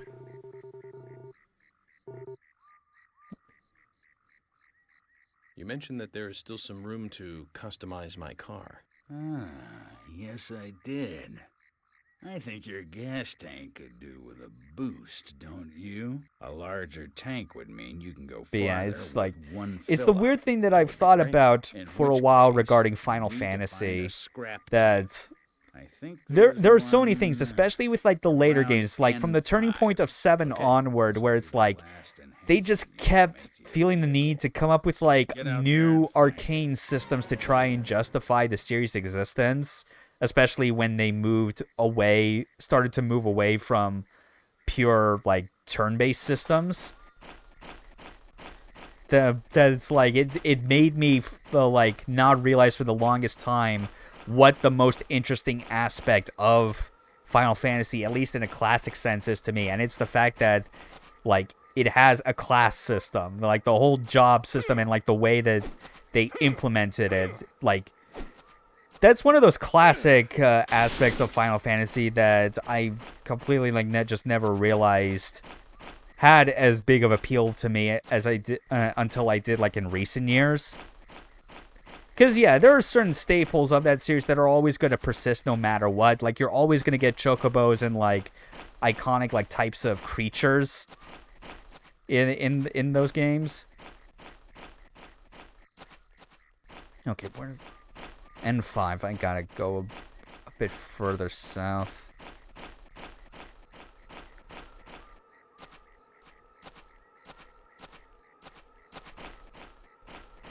All right, this way.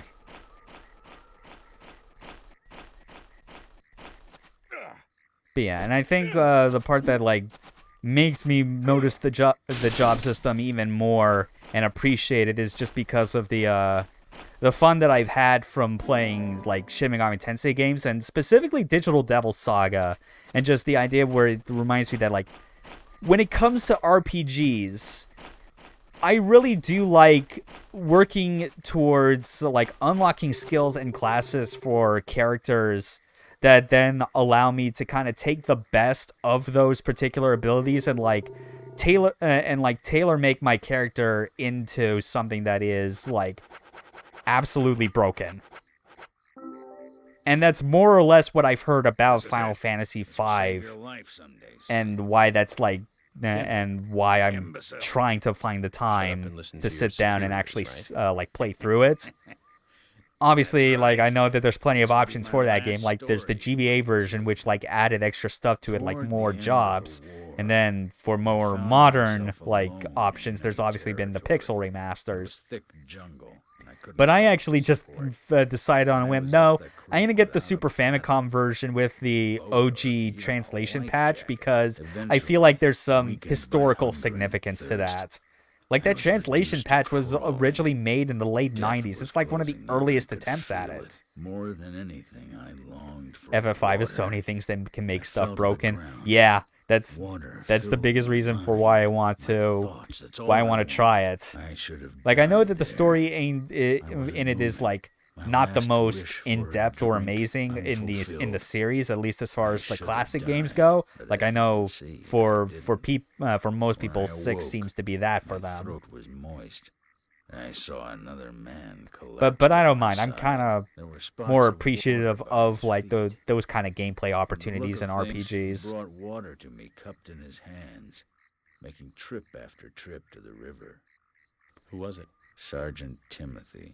Did try to get into Octopath Traveler, but the story structure totally put me off that game. Yeah, Dead. I had a brief admiration of that game for like a hot minute, just from like the visual style and like what they were trying to go for. But Before I knew it, I was I just never bothered trying to get into it at the time. A gaping hole. I believe I died that day on the battlefield. I died with crybaby Timothy. Anyway, that's my last war story for you. Time for your final customization. Okay. So that explains why he's wearing a sergeant's badge on him. Time kept flowing for him, and he kept moving up in rank. But inside of him, time stopped a long time ago. We didn't get any info out of him about the Raincoat Killer. At least his war stories solved one of the mysteries. Super happy for the release of Bravely Default 2. Less reason for me to get a Switch. I doubt he knows Yeah, anything about the case at that's one hand. way of looking at it. Doubly so, at least I feel if That'll increase if Bravely the amount of Default gas 2 your car and can it carry. is like You remind me of my a men. pretty good game. They had a Like I only strong remember sense ever of hearing justice. people talk a lot about like the first Idiots. game, Don't and stop. mostly in the context Eyes of how forward. it basically And makes you repeat the game like 3 extra times or something. Unless I'm mistaking it with something else.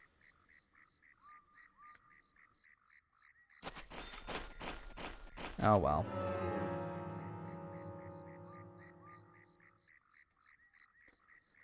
Okay, so you gotta find. Oh, it did. Yeah, okay. That makes sense. There's Sigourney. It also made a lot of sense in context. Okay.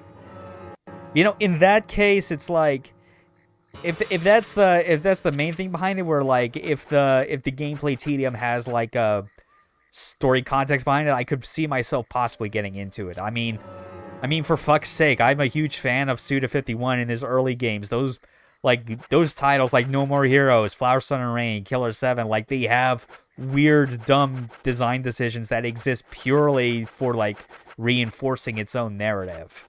So I'm totally not above getting into something for that in general. It's just like, again, like in the grand list of like types of genres out there, JRPGs have generally been in the middle to low range for me. So it's just a lot of games of that type just never like get on my radar. Led to different endings and such. There was always something a bit different. That makes sense. Yeah.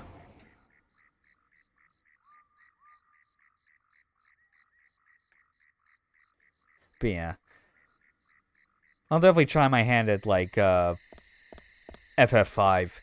Maybe for a stream. I'm not sure. It's definitely, I think it's something where like I'm going to have to definitely like after finishing Deadly Premonition, I'm going to need to like buffer in like a couple of like reasonably short games to kind of keep the variety up before I go back into playing something that's potentially long as this. I'm glad you're here.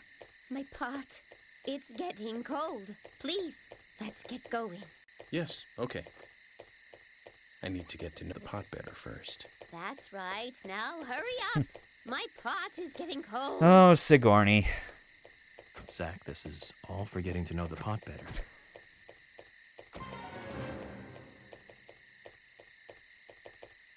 I cannot get enough of how absolutely absurd this Wow, lady where's is. the car going? My house is over by the lake. And just the fact that, like, there are 5 levels to this side quest. And the way it goes is that, like... Oh, man. Like she always ends up in a spot that is somehow, like, further and further away from where she was last. Oh, but at least we got a nice top speed of 75 miles per hour while boosting.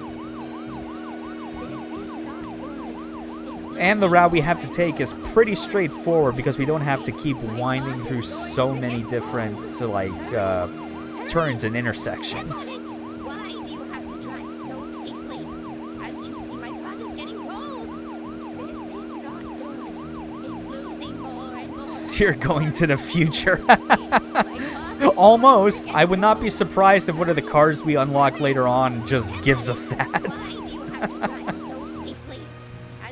No, it was 88 miles per hour. So, like, I'm close, but not quite there.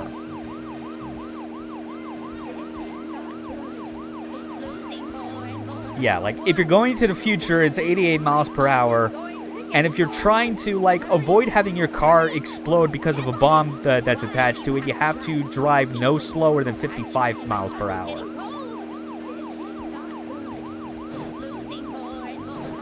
Assuming I got that last one right, because, I mean, like, admittedly, I've not watched Speed. I only know about it by reputation. Yeah. Admittedly, it's been too long since I've seen anything of Back to the Future either. Admittedly, it's like I never really, like... I recall seeing that movie, like, the first one, but, like, I never It never stuck with me as like something that I was like, yeah, I totally get the cultural relevance this had for people back then, or the desire to like watch more of it, on repeat or any of the sequels. I'm not ashamed of watching too many dumb B movies. Yeah.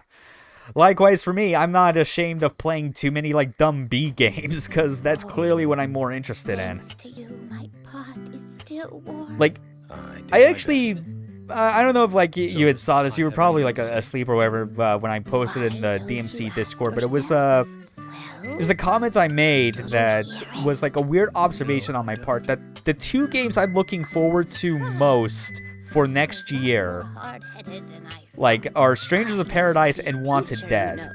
Two games, and neither of those are Bayonetta 3, a game that people had been waiting to get any new info on, and we did, and we got a tentative release date for it. And it's like, Bayo 3 should be at the top of that, yet somehow it's not.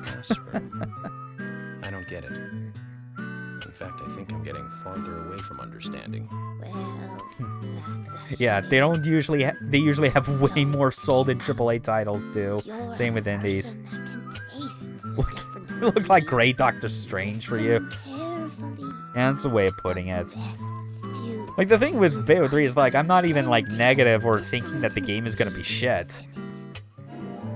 Because it's, like... the way I look at it is that...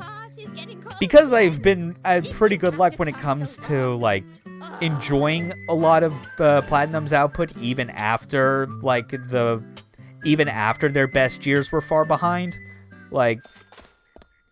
I feel like the, how to put this, like, I'm always able to find, like, a bare minimum level of fun with their games, like, the most of the games I've played, where it's like, yes, even though there are things that could still be better about them in certain areas, there's still, like, there's still a go-to for me when it comes to a lot of, like, other action games out there, you know? They have, like, a good sense for their craft, even if lately they've shifted more in the action RPG direction and things like that. So, I'm not worried about Bayo 3 somehow missing the mark on that minimum level of fun. I'm only just worried about the idea of like, will it possibly make up for Bayo 2's faults and, like, get somewhere close to 1 again? Oh, to static. Oh, kaboom. Yeah, you need to at least, like, see Bayo 2 just to kind of know how that stacks up compared to the first. So cool to see you dropping by, man. Figured as much that me shifting my my streaming schedule on Wednesdays to just being, like, around late morning would hopefully work out in getting you to see them more live. Let's go back over our progress. Thinking of replaying 1 sometime soonish, but Platinum games felt kind of samey to me after that game. Yeah, there definitely was a period of that for sure. Like, I do think like Astral Chain of all things was the one that felt like the most different after so long, especially because it wasn't based on another license, but it was the sort of thing where I still wish at the end of the day that they could have targeted 60 FPS, and I wish it wasn't an action RPG. Like, just tone down some of the RPG stuff just a bit more to kind of better focus on the pure action side of, like, their cool concept. Whatever. At least we got Bayo 3 to look forward to and just make us forget that Babylon's Fall even exists. Because we all definitely need to forget that exists. Holy shit.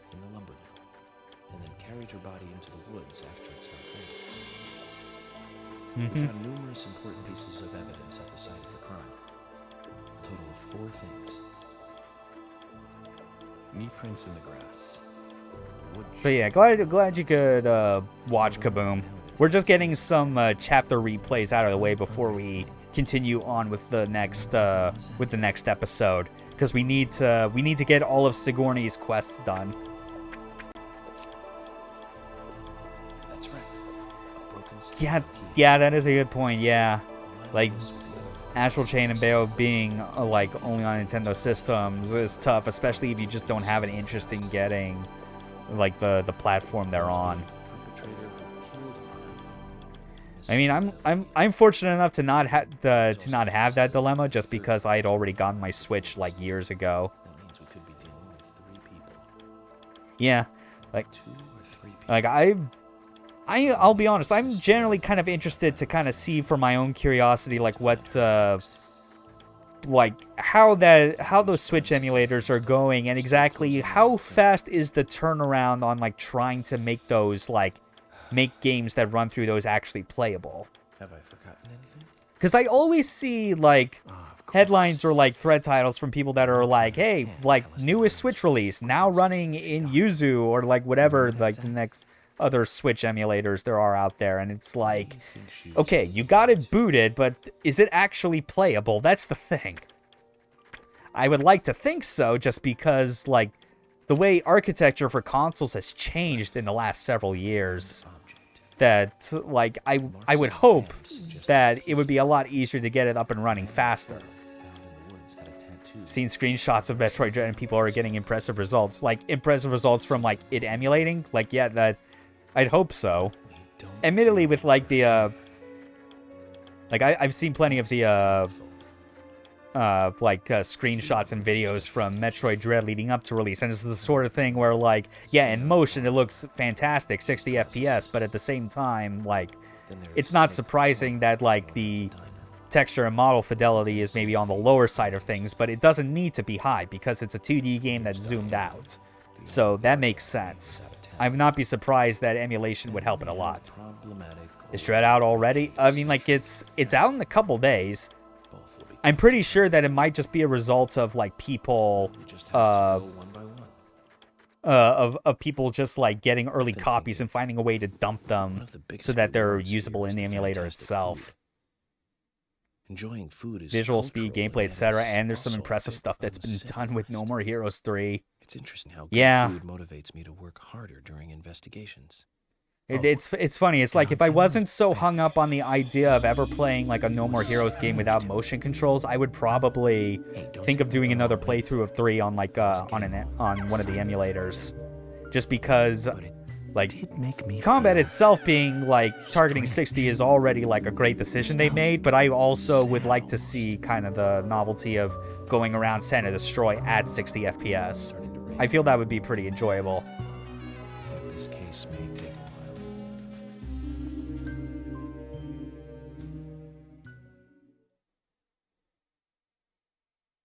But yeah, Dread will be officially out in only just a couple days. And it will be like it'll actually be 2 weeks away for me that I'll finally be able to play it, because I'm going to be getting it for my birthday.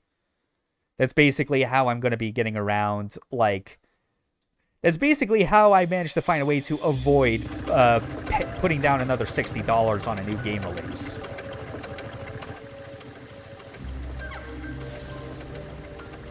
And then I could just take some of that free money I already have to other things, like buying Dark Messiah of Might and Magic and getting it modded out for like an eventual stream or just general playthrough.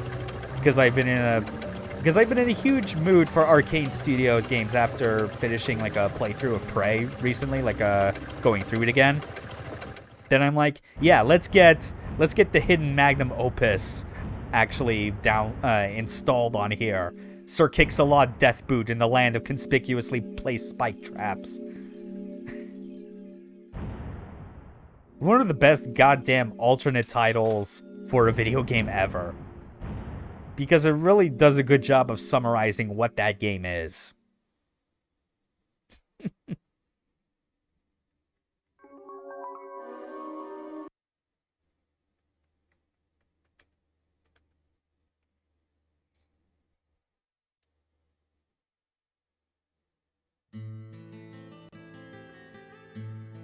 Okay. Alright. Third replay. Previously during the... Gotta do part 4 of the Coalbot Pot quest line, but we also get to show off the cars we've unlocked.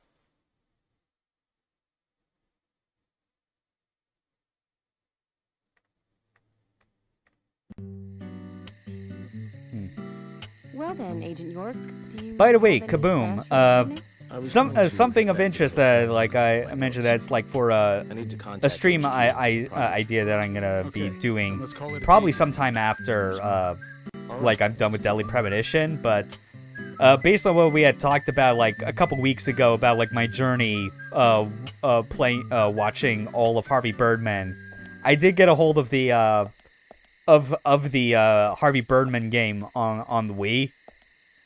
I tried the first case of that, and holy shit, like, I feel like I now need to save that for a stream, because I think that's gonna be, like, a fun time. It is amazing just how spot on what I saw from that first case felt exactly like I was just watching an episode of Harvey Birdman, but with a bit of interactivity to it. That'll be like a fun one to show off, because especially these days, like, what streamer has it in their mind to possibly play to even like play the Harvey Birdman game? It's ridiculous. Yeah, played the first chapter on PSP, and barring Phil, it was spot on. Yeah. Okay, is there...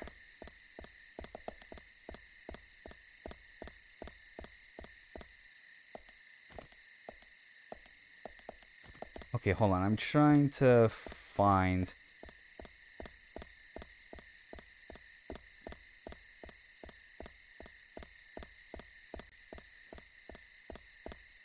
Oh, wait. Okay, there's Emily's car. Right.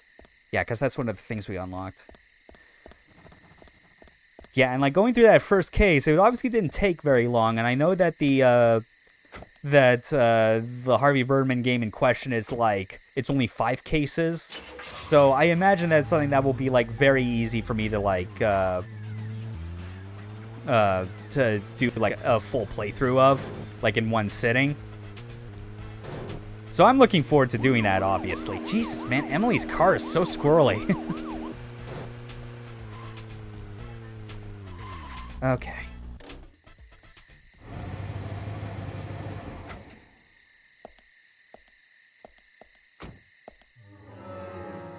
So. Alright. Where next would she be? I'm gonna guess at the community center. No, she's not. I think the whole game's maybe 5 to 7 hours total. Possibly, which I also am going to assume that, like, based on, like, what my, the rate at which I play games too, it'll probably be, like, maybe closer to 4. I don't know. I guess it depends. Either way, that's clearly going to be a game that I'll very easily just, like, play through, like, on a Wednesday stream or something where I have all day to get through it.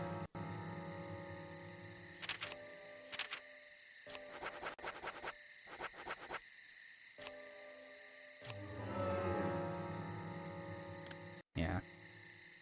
Although, granted, like, because of just how that I'm just kind of letting that game sit for a while and not knowing entirely for sure how many more weeks it's going to take to get through the end of Deadly Premonition, there may be a chance that I could possibly, like, give, like, a intermission break of this playthrough just to do Harvey Birdman for a day, because man, like, again, that first quest was, like, that was fucking, like, Season 3, Season 4 quality. Like, it makes sense. The game came out in 2008, like, at the very beginning of that year. So it makes sense that the writing staff was, like, clearly in their fucking prime at the same time that the series was starting to come to its end.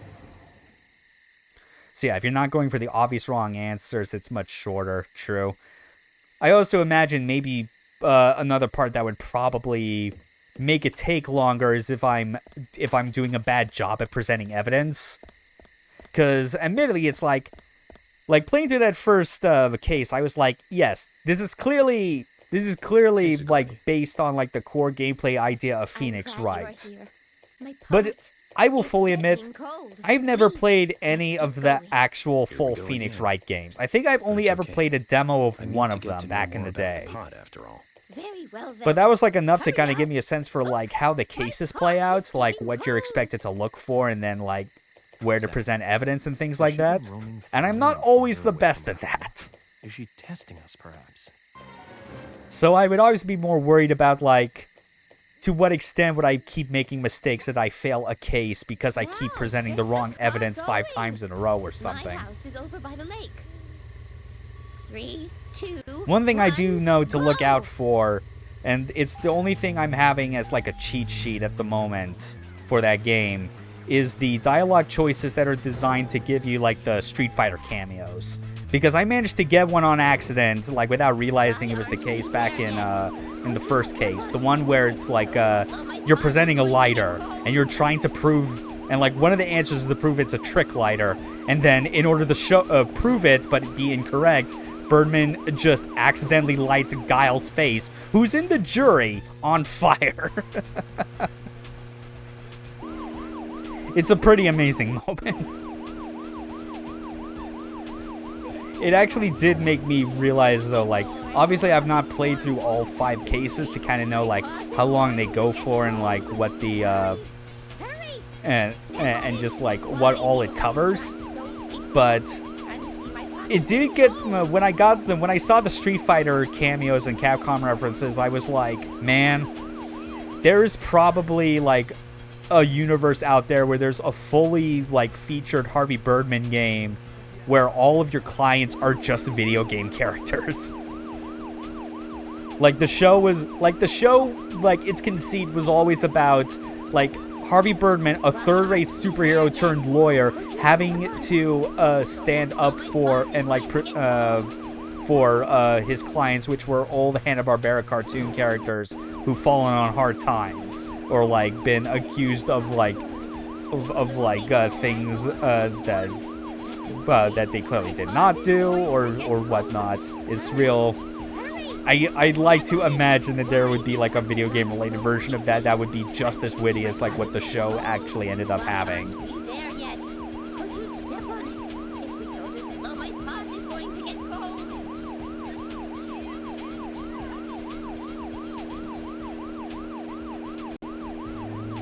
Okay.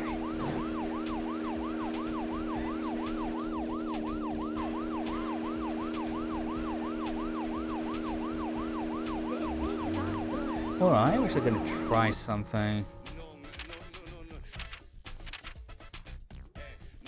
I gotta double check something about the weather doll.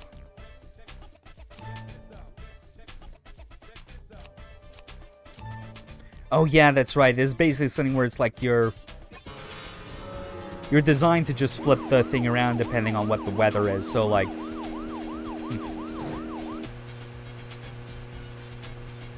yeah, that's true. It's like I remember doing some like searching of Harvey Birdman like on YouTube, and I do think I saw something where it is like you can watch like full episodes from I think season 1, but it's the sort of thing where the episodes themselves you obviously have to pay for each of them. And like Adult Swim technically has them on their website, but because they're a network cable TV channel first, you naturally cannot like watch them online unless you provide proof that you have like a cable provider. So I did the most sensible thing that any person should do, and that was I just went onto like a torrent site and legally acquired the entire series and just watched it that way. It worked. 4 seasons and a special. Thanks. Real good stuff. Pot is still warm. We somehow made it in time. But Sigourney, I just have to ask. If you don't want the pot to get cold, why don't you just stay... There we go, York. Asking the most important question. Don't say things like that out loud. You don't want people to hear you like that, do you? I'm getting a drink quickly. I was just wondering. I want the pot to get a breath of fresh outside air. Fresh air. I had a very wild student once. Yeah. I was Yeah, that forced makes sense. to lock him If they in the refuse to, like, room. fucking sell that shit to you, like, in a, like, a reasonable, like, non-hassle-free way, then clearly they don't deserve it. We all hate being locked up in a stuffy room, don't we? The same goes Twin Peaks would have been hella different if the log lady was involved in car chases. Oh god, yeah. It's the same for your God, that's job right. Yeah, too, like isn't the it? whole idea of Sigourney The more and like you her being the chase, pod lady, the it more is the like criminals run. You like hear? like a The sort best of like stew it is pulling is primarily one from the that log isn't lady. Is it correct? overboiled. I don't know. I fully admit I've not seen all of Twin Peaks like the entire way through, so like I'm very blurry on like a lot of the details regarding like all the other characters. I just remember hearing something from people that like played this back in the day that like Sigourney, her character is extremely reminiscent of like a particular person from Twin Peaks.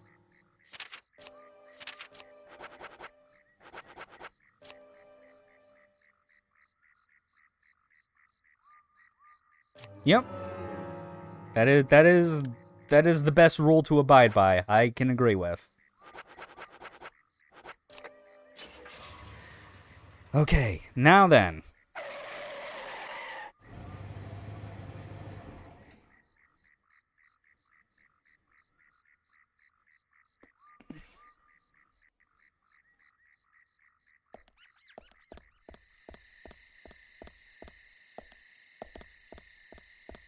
So that's it for this chapter replay, but then we got one more, and then we can finally move on to episode 2 of Deadly Premonition and move the plot along.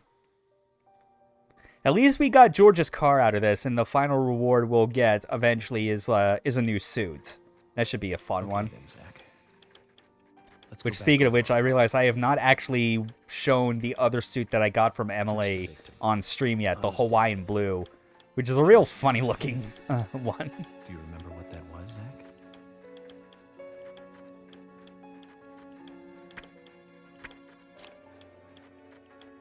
That's right. Mm-hmm. We found the same red seed in her mouth. According to Emily, it was raining when Anna was killed, but traces of tears were still evident on her face. Yeah, and these days, especially for old games, it's like And the one there's knee prints in the grass. Hold on, I almost lost my train of thought. I think it's more like with the A broken stiletto heel. who would have had money on Microsoft being the only company to do that stuff right and fairly. Yeah, With Anna's body. but at the same time, it's also kind of hard to, I don't know, like when it comes to like the matter of like backwards compatibility, especially for a lot of their older stuff, it's still kind of frustrating that it's like Third party. it still has to be for games that are like approved like on a per title basis. Like the idea of backwards compatibility at its best really did die with like the original PS3, where the idea was you could just put in your PS1 and PS2 games and they would just work 99% of the time. Granted, there were a few weird edge cases where they would just be kind of fucked and not really work. She was holding on to. And like, yeah, Microsoft's solution. It is better than the alternative that Nintendo and Sony have largely abided by lately, which is barely at all. Some hands suggest a piecemeal. But it's still kind of frustrating to see. Woods had a tattoo. It still kind of doesn't invalidate the idea for me that, like, I would still, for certain systems that are old enough, like, you know, like with like the original Xbox, for instance, like, it doesn't make me want to like rule out the idea of just owning the original hardware because like, yeah, whether like even with the idea of Well, we just have to go. like just owning like the games for that system physically, I've been thinking.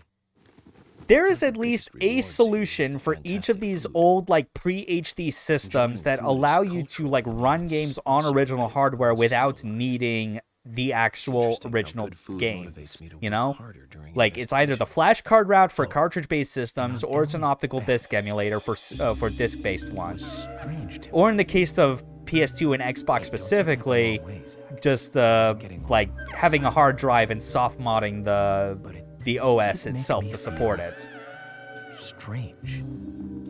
Nostalgic and So I can only imagine how like an optical disc emulator for PS2 would probably be an amazing get. I think this case may take a while. Just because there are still so many like weird compatibility issues that can arise in ways you don't expect from having a specific hard drive and loading like certain revisions of like Open PS2 loader and things like that. Yeah. Yeah, if it was just selling the emulator, that would probably be like the more reasonable and consumer-friendly bargain ever, hence why major companies, especially Sony under the lead of Jim Ryan, would never allow it. Never mind the fact, obviously, that Jim Ryan is, like, his own statements in the past have made it exceptionally clear that he does not give a shit about games preservation. You know? Like I will always say it. Like, the idea that you can't understand why people enjoy playing old games, not necessarily whether you enjoy it, but that other people would. If you can't understand it, that belies like a complete like care or disregard for like preserving this medium as an art form. And it's all the more funny when he tried to come out like a couple months later being like, no, I don't actually really hate old games. And it's like, no, you fucking knew what you said, you asshole. Yeah. Admittedly, like, the idea of it from like paying X amount of money per month is probably the one thing where it's like, I don't know how I'd feel about that, just because I've been so cold turkey on a lot of subscriptions-based services in the past couple years. Like, I would almost be more, like, fine if I just paid, like, the same price for, like, a new game release just to have the emulator and then run all my old games through it. Because if enough time passes, let's be real. Like, in old retro systems, entire library's collective worth should be no more than what a current game, like a current new $60 game release is. Well then, In fact, it should be less, but whatever. Let's do that. Like, it definitely does not help that, like, a lot of retro gamers that have nostalgia for their own dumb bullshit have really oversold the value of the things they like the most and just ruined accessibility of it for everyone. Without eating at the A&G. A very appealing proposition. Zach, what do you think? Yeah. Always go back to the hotel after. Yeah, that's definitely the Or thing directly for back me. to the It's like, hotel. You decide, Zach. like, paying for access to a proper PS2 emulator would be a great deal for me, especially because I have a lot of PS2 games. Sorry, Emily, In I'll fact, if take said a rain check emulator for actually allowed for, like, Doesn't feel playing like region-free games, that'd be even better, because I got quite a few Japanese imports. Maybe some other time. Well then, I'll head back to the... Oh well, but it's... Unfortunately, that is just not, like, how it currently is. Okay, so... Let's get back to the hotel and find George's car, which is what we got from the last reward.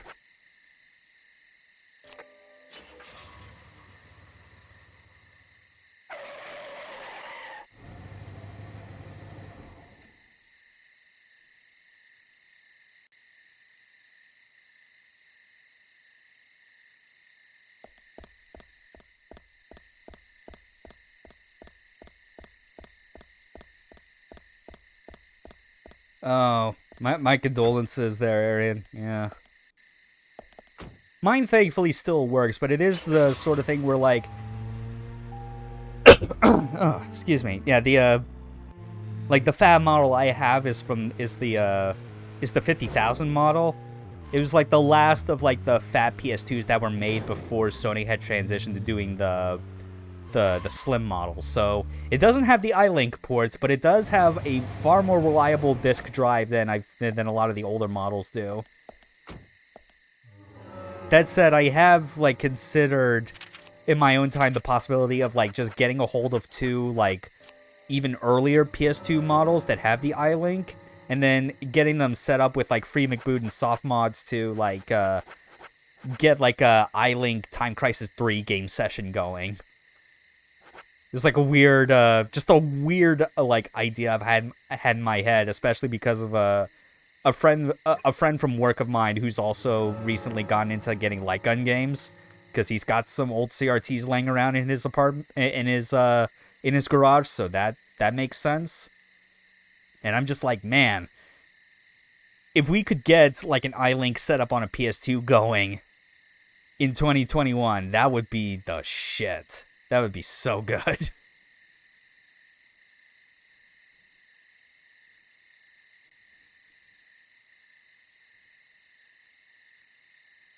Okay, yep, of course. Sigourney literally had to be over at Harry's mansion, the farthest distance away.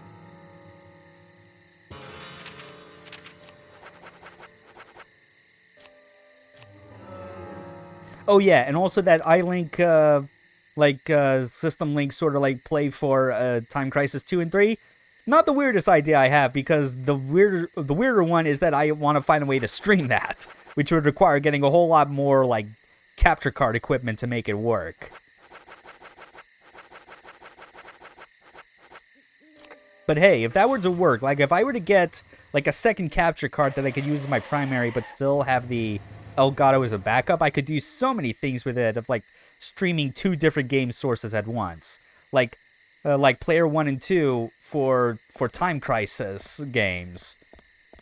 Or one weird idea I've had,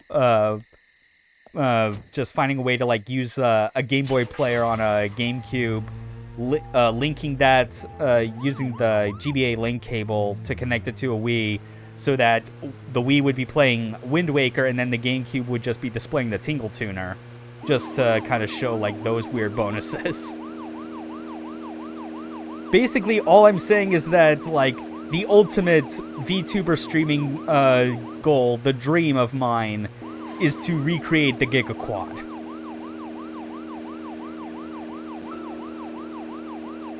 Kaboom knows full well what I'm talking about when I say the name the GigaQuad.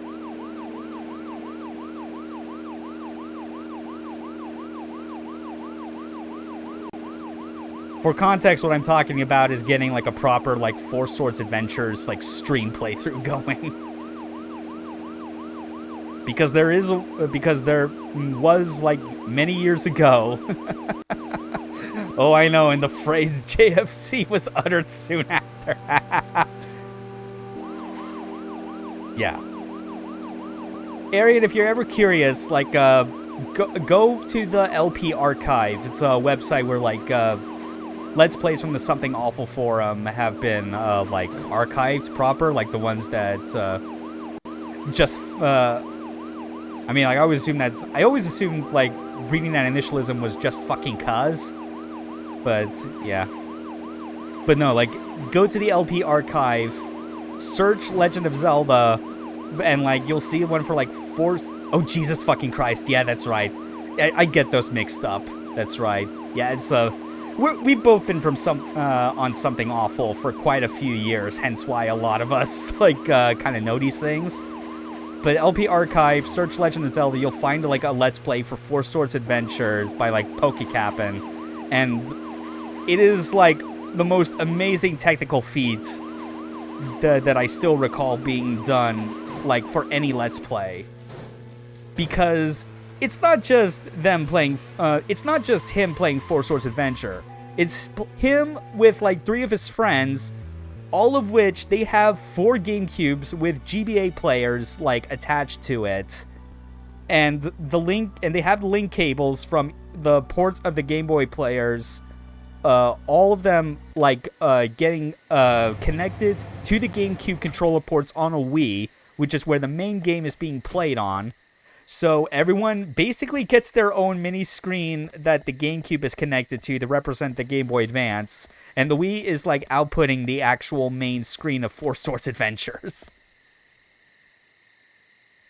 Yes, like that quote says it all. Hence the name GigaQuad. It's fucking incredible. And someday I wish to have the money to recreate that, but make it work like in the context of a stream. Granted, if I were to do that, I would definitely have to do what they did, in which the Just give me a minute. in which like the aspect ratio I go with for the stream is like ultra wide. Like that's the only way you could fit all of that visual information on So screen. go! Hurry! What'll you do if my pot goes cold? Did you hear that, Zach?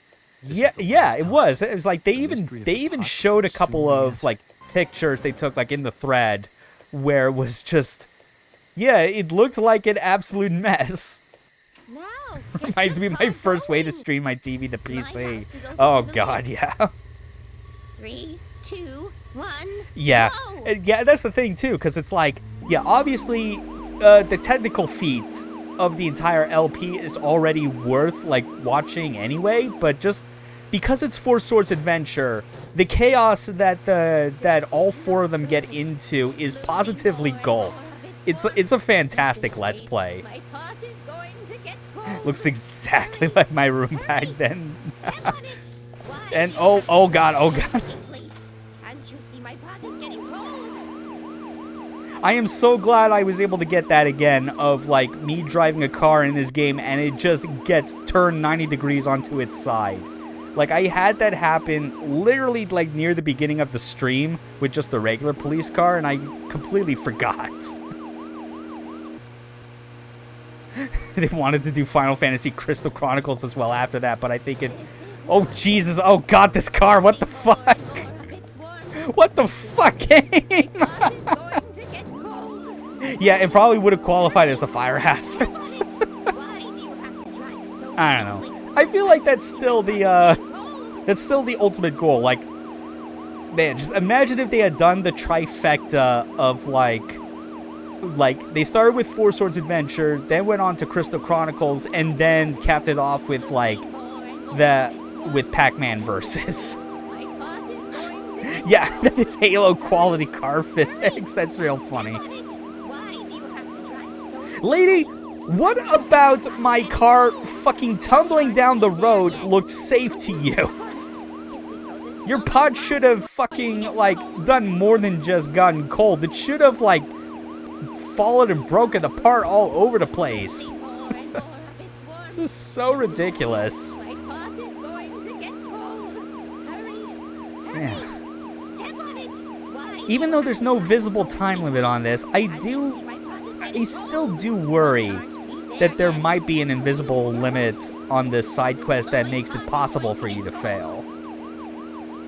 Or maybe there isn't, and it's just psychological warfare on the gameplay's part, where it's like, yeah, you have to drive this woman back to her home.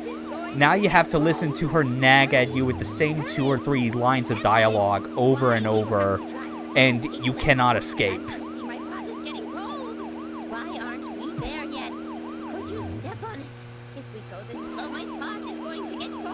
Oh my god, lady, just shut up.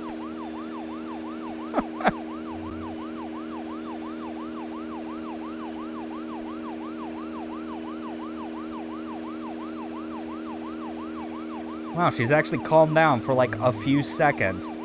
Nope, never mind, she started back up. God damn it, fuck me.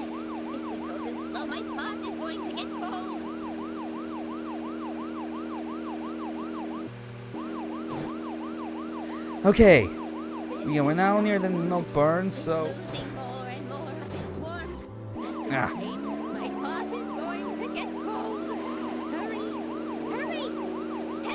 It said sound mandatory. It kind of needs to, because that's the, like, that's how I'm getting to, like, the speeds that I can. Like if I don't hold the X button, I go at a slightly lower speed. I love how it starts and then stops for a second. Get up on the pot's lid! Oh my god.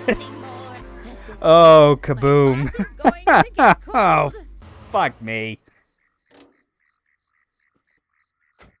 Okay.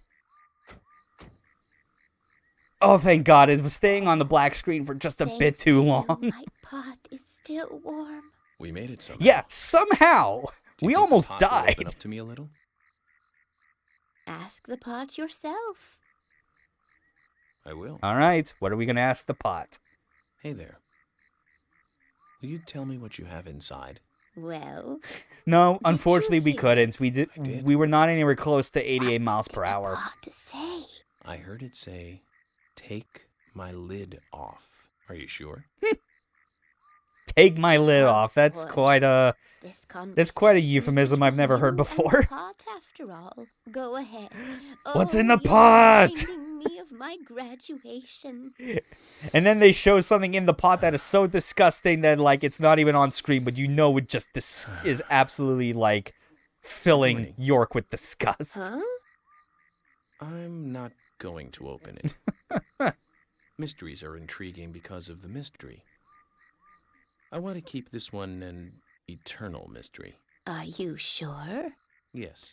No, I'm I've pretty made up sure my you'd mind. want to keep this an Then you eternal have secret. truly come to the truth.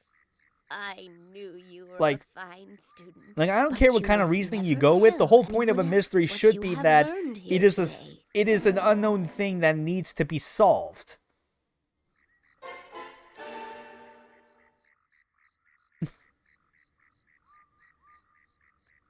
Like, if it's something where you don't know what it is, and there's nothing there to like to really solve or figure out about what's in that secret, then it's just a fucking secret.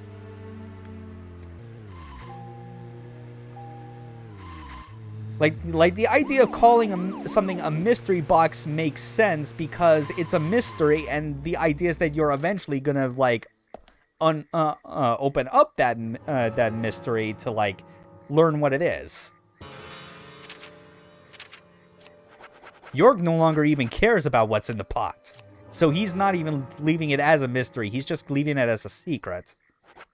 But whatever, we're done with the chapter replays for this one. We got all the pot ladies quests out of the way. We can finally move on with the story. Move on to episode 2.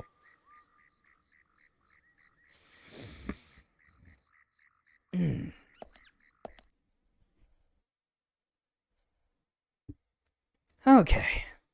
But hey, at least at the end of this, we got a new suit and a couple better cars. Okay then. Do you remember? That's right. We found the same red seed in her mouth. All right. According- Yeah, I just gotta answer with all the same stuff. A red seed, broken stiletto heel, A broken stiletto heel. and then a round object. Aligning this A with the other couple suggests of better cars. two people came into contact with Anna's body. I'm surprised you didn't put the quotation marks around better. Those being the perpetrator But yeah, a couple better cars. If it wasn't that as easy. Yeah, it's like... What do you think she was holding? Yeah, the logic in Greenville is clearly bizarre. That's right. A round object. Like, this is a place with a grocery store where you can only buy things if you go up to one of the two owners and then, like, request specifically the things you want to buy. You know, the thing that any grocery or convenience store does not operate as at all unless you are a video game. Townfolk.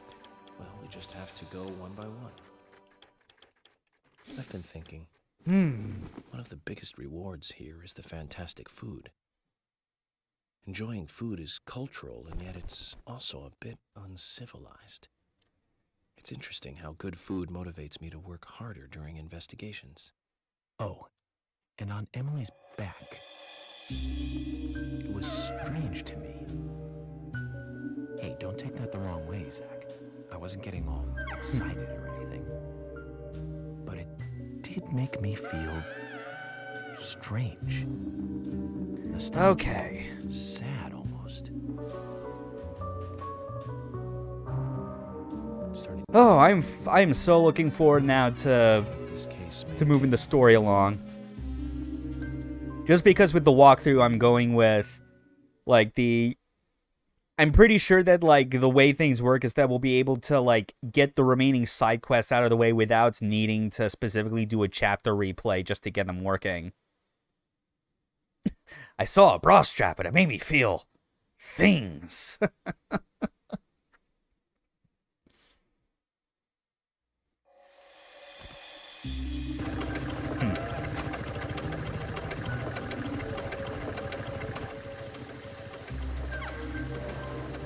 Ah, Stiletto Heels. Just written out, yeah.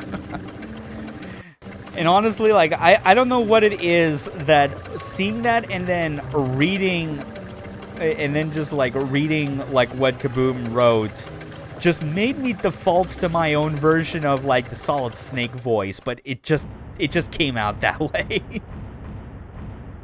That's what it feels like.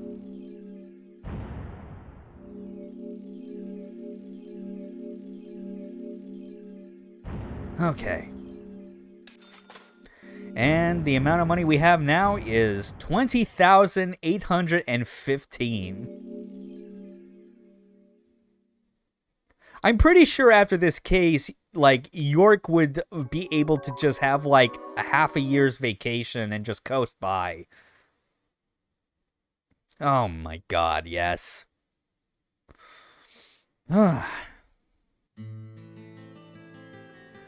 Okay.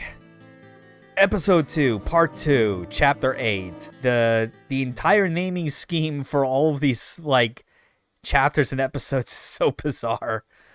Oh, but we're doing it now. Back in the Red Room. Legally distinct from the Velvet Room. Are you thirsty? Or, like... Or, yeah, I guess technically it was still called, like, the Red Room in Twin Peaks. I fucking forget again. I don't know. You only take milk with your coffee? Coffee with milk. That's all. Yeah, I was just about to mention it to me. It's funny, too. When I just utter the words Velvet Room, it's like... I wasn't even instinctually thinking about Persona. That's the weird, fucked up part. It's only after I mentioned it. My name is... It was called the Black Lodge in Twin Peaks, but it was visually similar. Yeah, that makes sense. Yeah. My name is Becky. Do you know where the exit is? Alas, it's a shame that York doesn't get the pleasure of having a conversation with a midget that talks backwards. Quenched? You must do what you must do. Take a sip of coffee and go. All right.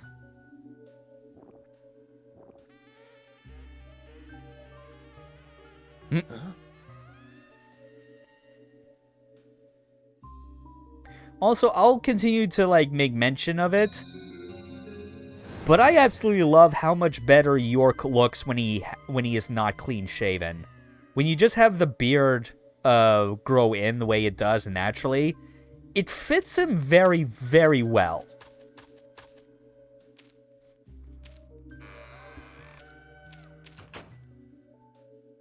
I'm definitely curious as far as, like, what the ratio of people that play Deadly Premonition are, where they go out of their way to, like, have York be clean shaven or just let him just grow a full beard. Oh god, that's right. This room, when you go into it, has this fucking weird camera angle. Just the weird, random, bizarre moments when it decides to go classic Resident Evil on the camera angles. Even though the rest of the game plays like RE4, but like a more janky version of it. But yeah, I'm definitely on the side of people who likes bearded York more than clean face York. Wait, calling him clean face probably was more like... I kind of regret what I said because that made me think of the other cursed things on the internet that referred to stuff as clean faces. Clean shaven, that's better. Zach, this case looks like it's directly related to us. Oh, man. I do not know how yet, but I do know I need some coffee. George said he'd have someone pick us up in the parking lot. Let's get some breakfast with Polly first. Okay. Let's also switch into a new suit. Because, yeah, Crimson has definitely had its use, but let's see. What do we got?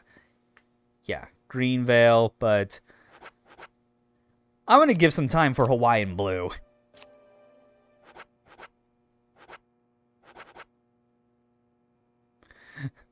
Good, I don't know what you're talking about. No. Yeah, just keep it that way. I know I have more cars than a dealership, but let's get picked up anyway. Boy, ain't that the truth.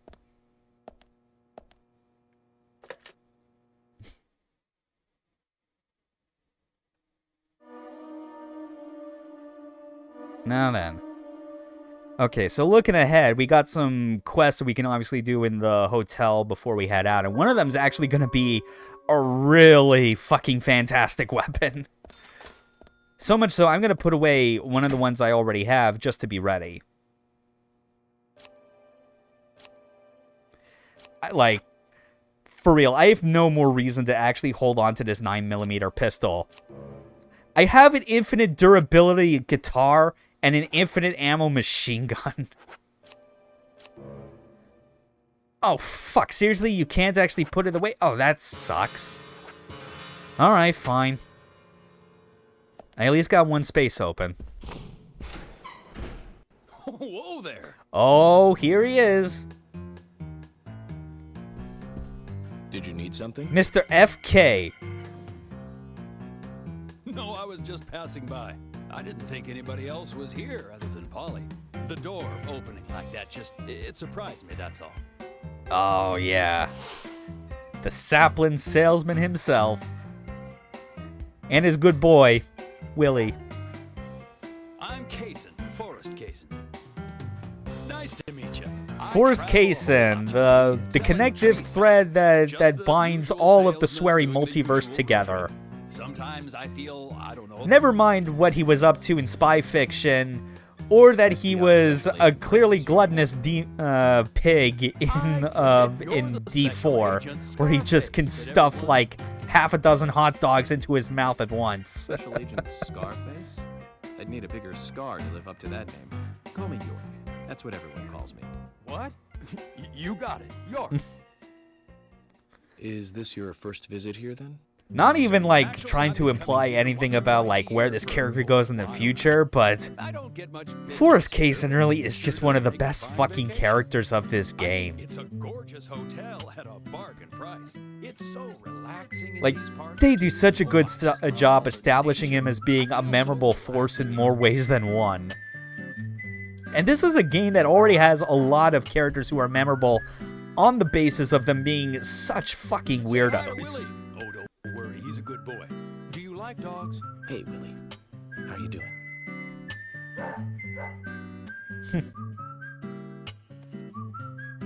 He's pretty smart, too. Oops, before I forget, let me give you this. It's just a sample of what I sell. Thank you. How kind of you. And then he pulls another one out. So, what brings the old FBI out here? Sounds like more than just a vacation. A murder, actually. The perpetrator is still out there. Try to stay indoors at night and during the rain. We want to prevent it from happening again, okay? Oh, it's a darn shame. Yeah, not just starting from being a 360 game. It started as a PS2 game, but like had to get reworked at some point that trying to release it on PS2 after the fact was no longer like feasible, so they moved it to 360. Green thumb, but let me tell you though.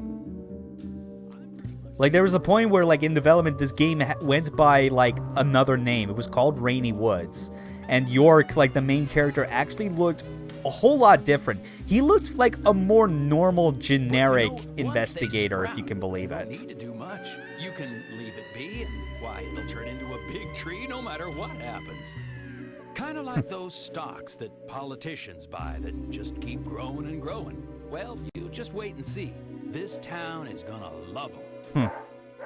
Right.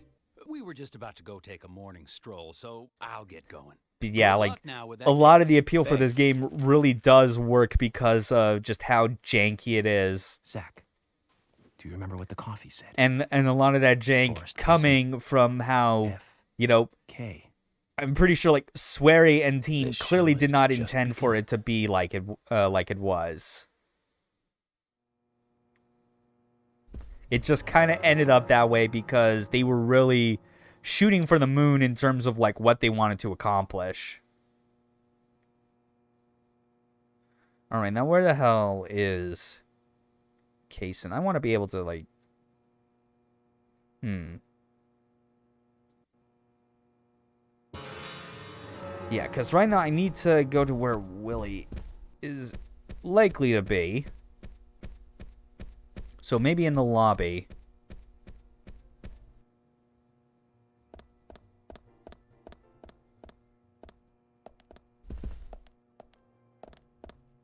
Seriously, where's that dog? Because I can't leave here without like triggering like the next major like story sequence or whatever.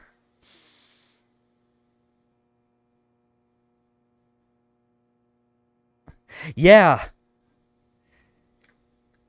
It was also probably a case where, like, what Rainy Woods was turning out to be was probably being way more on the nose about Twin Peaks than this game actually was. And it's already pretty on the nose about what it's trying to be.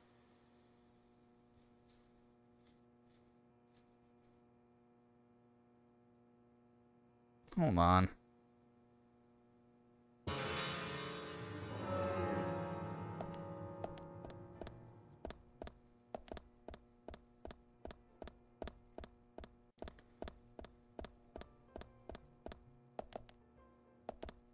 Oh, well. Actually, I might just talk to Polly and get her quest out of the way. Oh, hi.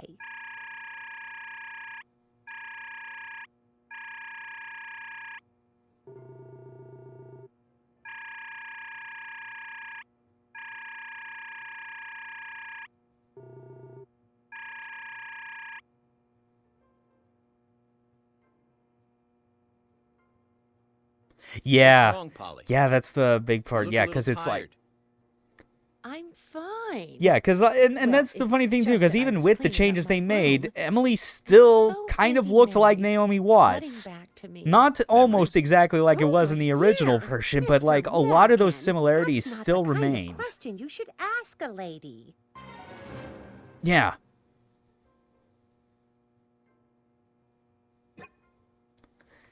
Like, it really cannot, yeah, like, it cannot be stated enough that the version that they were originally making this game as was way more, like, Twin Peaks ripoff looking than even this ended up as.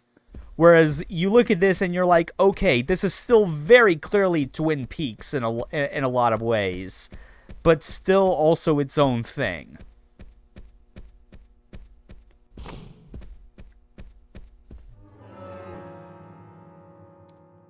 Okay, northeast corner.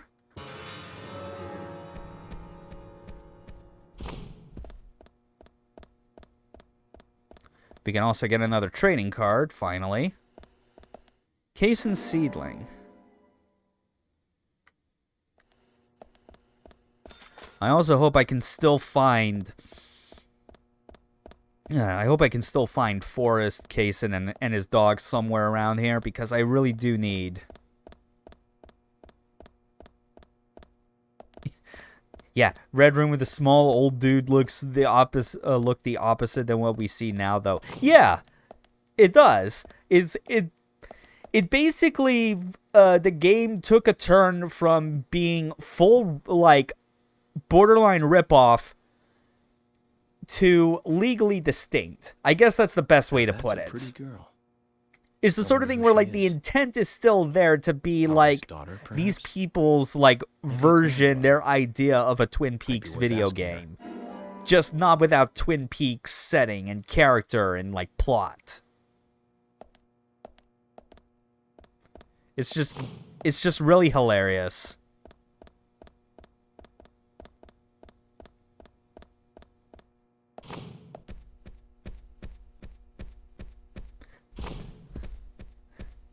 Either way, I am more than glad for like the version we ended up getting here. It's memorable to people for a very good reason.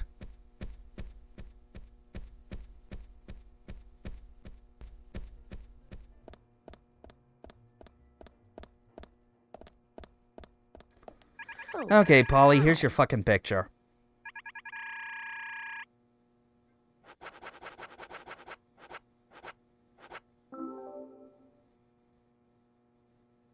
Polly, about this picture.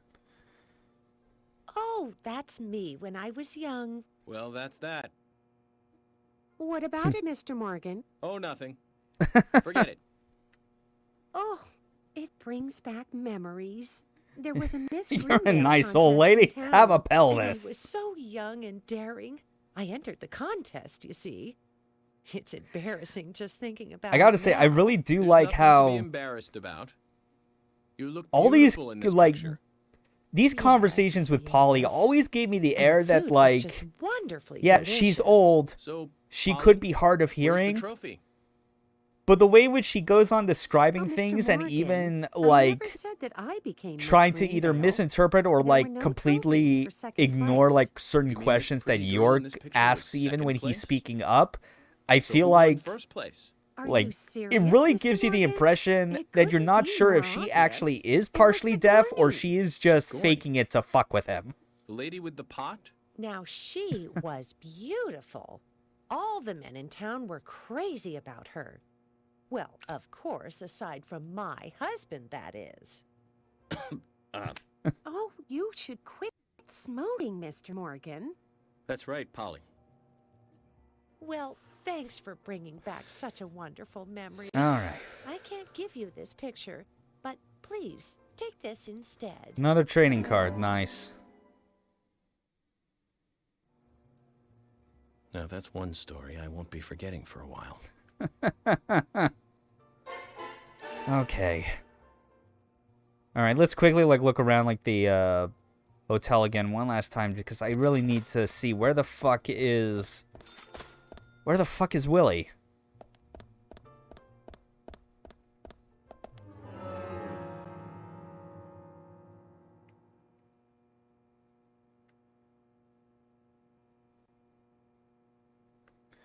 Yeah, I guess just not in here.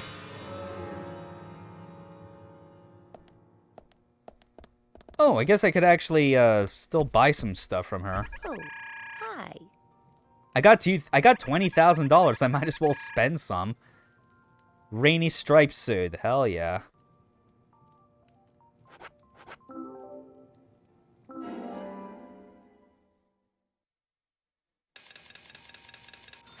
Cool. More suits. That's always a good thing.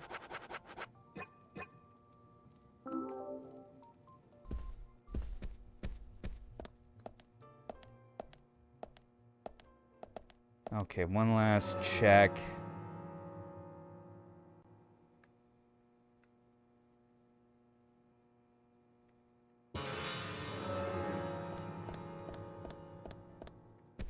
And I'm probably gonna assume that, like, they're probably outdoors somewhere. That's unfortunate.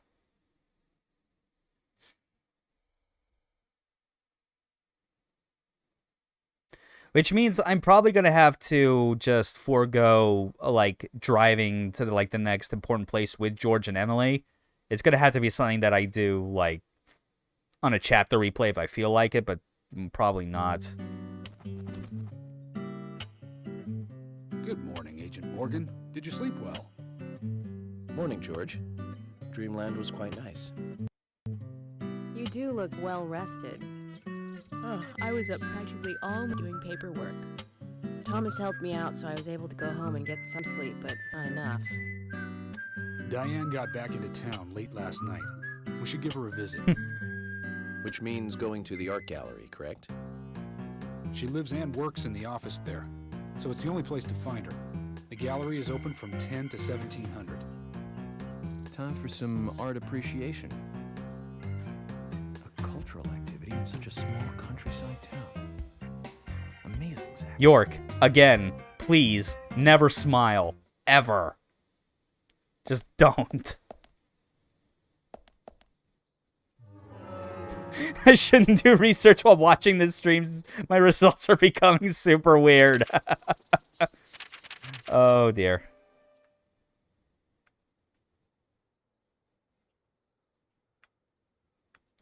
Okay, for real, though, where the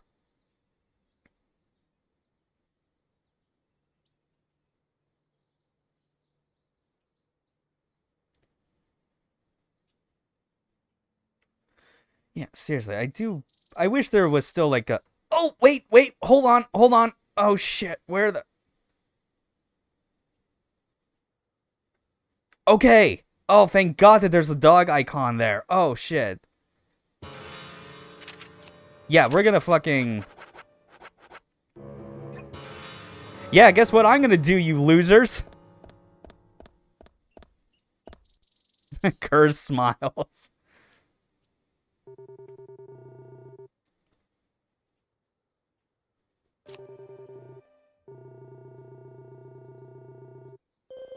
Thought we were finally a team. Nope, we never were. York is that kind of a dick.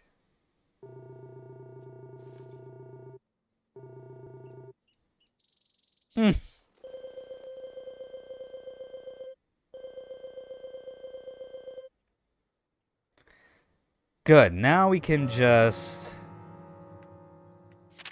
Okay, double check just to make sure he's still around there. Yeah. I gotta catch up to that fucking dog and trigger the side quest that'll make him to steal all my bones if he tries. Let's see, A&G Diner. So yeah, unfortunately we have to miss out on another bit of like of roadside conversation with George and Emily, but we could still do it with Zach once we just start driving everywhere. Okay,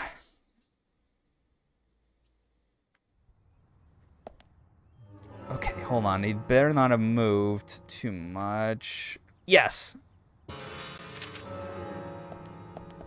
Yo! There we go! Wait, hold on. I just realized Willie doesn't have a collar. What the fuck? Willie, how are you doing, boy? And it's a Dalmatian too. Like it's one of those breeds that is like known for being like very difficult to train. Like compared to a whole lot of others. Ran off with some bones I was carrying as evidence. Bones? I can't really go into the details, but I need them. York, that's not good. Willie loves bones. He's a dog. And carrying bones around with him is like, well, like throwing a blonde in a bikini into a boy's locker room. It's almost that like is a very, very dark fucking analogy there, Case. About your bones. I better run after him now. I'll see you later. You're basically saying like a dog with the things he likes is like throwing a girl into a rape situation. Be a like, good federal agent. Come on. We're going to have to search his house, Zach. Let's get back those precious bones. Oh, Kaysen, you are quite the character.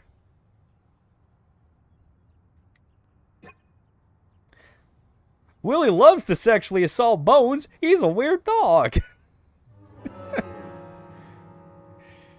Yeah, it's just one of the weirdest fucking things to hear, especially these days, and just having the optics to realize when stuff like that is really kind of screwed up when you actually sit to think about it.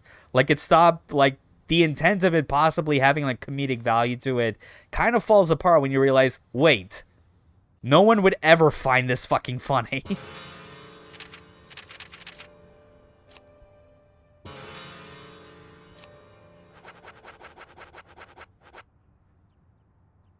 From Willie's kennel on the back of Kaysen's car.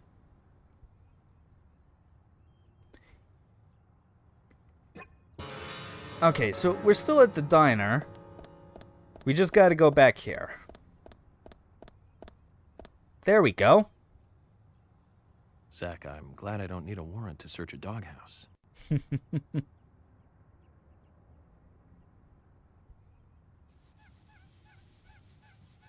Fortunately, we got like all 7 bones beforehand. You know, there's a skull, sternum.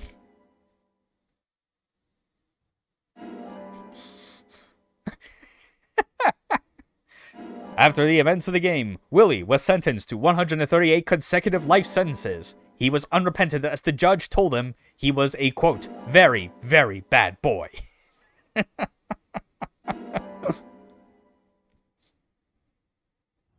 Looks like we've picked up a little bonus, too. Oh, and what bonus do we got? We'll have to give Willie something to make up for this another time.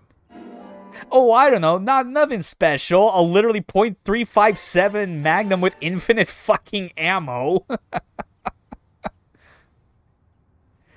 That is the reward you get if you trigger that side quest with all 7 bones in your inventory. You could become a radio moderator. Maybe. I think it's a lot easier for me to do that if it's something where, like, I clearly have, like a script or something to work off of. I obviously can't do it, like, as a sort of improv. Okay, but we're gonna go back to the hotel first because there was a card over there that I did forget.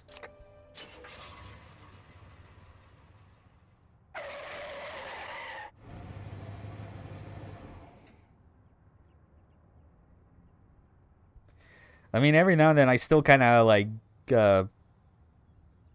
will just like quote to myself like funny things that I remember, like and like do it like in as close to like the exact voice as possible.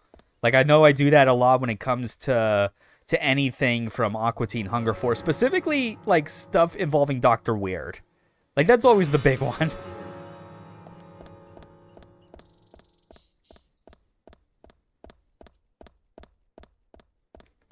Just like getting in the mood and just spontaneously going, "It's not different at all, is it, Steve?"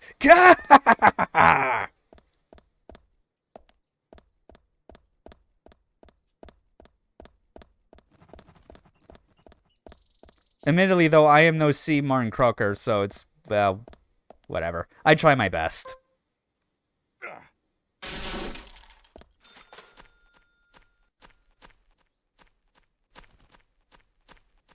Man, speaking of all that old like Adult Swim stuff, I still need to take the plunge on seasons 3 and 4 of C-Lab 2021, just to kind of see like how the drop off feels going to that after the first 2 seasons, because I already know like the big thing obviously missing from that is that Murphy is no longer in that because Harry Goss had passed away at the time.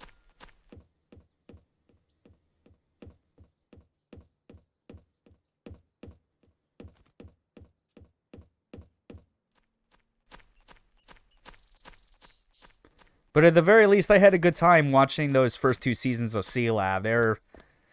They were delightfully manic. Just so goddamn bizarre and showing that, like, being stuck in an underwater research center while the rest of the world is presumably going all to hell doesn't mean you're having the time of your life. Cabin fever is a hell of a thing. In fact, when I was playing through Prey again and just going back through all the emails and transcribes of all like the TranStar personnel on the station, it just served to remind me how like it's the same fucking situation, except obviously not really played much for humor and a whole lot darker. But some of the bits in there, like, I started to imagine them like what if they were contextualized like in the format of something like C-Lab. Because there's some very enjoyable like humanizing aspects of like some of the characters' backstories in on Talos 1 in that game. Because like there's the group of people on the station that are all like recording their tabletop game sessions on their transcribes. And there's the bit with like the employees in the power plants who are basically running a underground robot operator battle ring. What if we just called you White Morgan? I mean, our suit is white. That makes sense.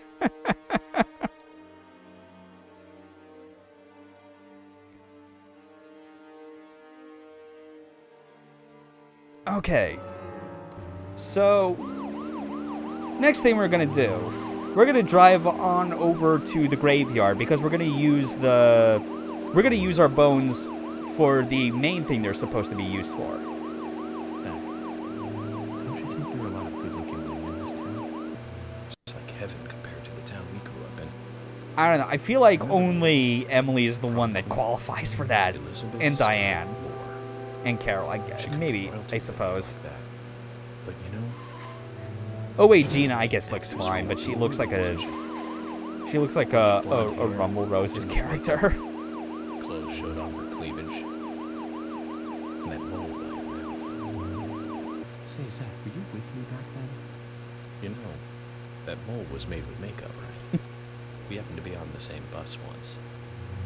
I saw her drawing it on with makeup. I wasn't surprised, I guess. Just impressed that she would go that far to create that image. Do you remember that movie we went to go see that day? Oh yeah, more movie talk. It was What the do you got fourth for in a us? popular series, Fourth in the series. and was produced by Menahem Golan's Canon Films. Figured it out, Zach? Think it over, then. Call it your homework until next time. I'll admit, I'm drawing a blank on what it is specifically.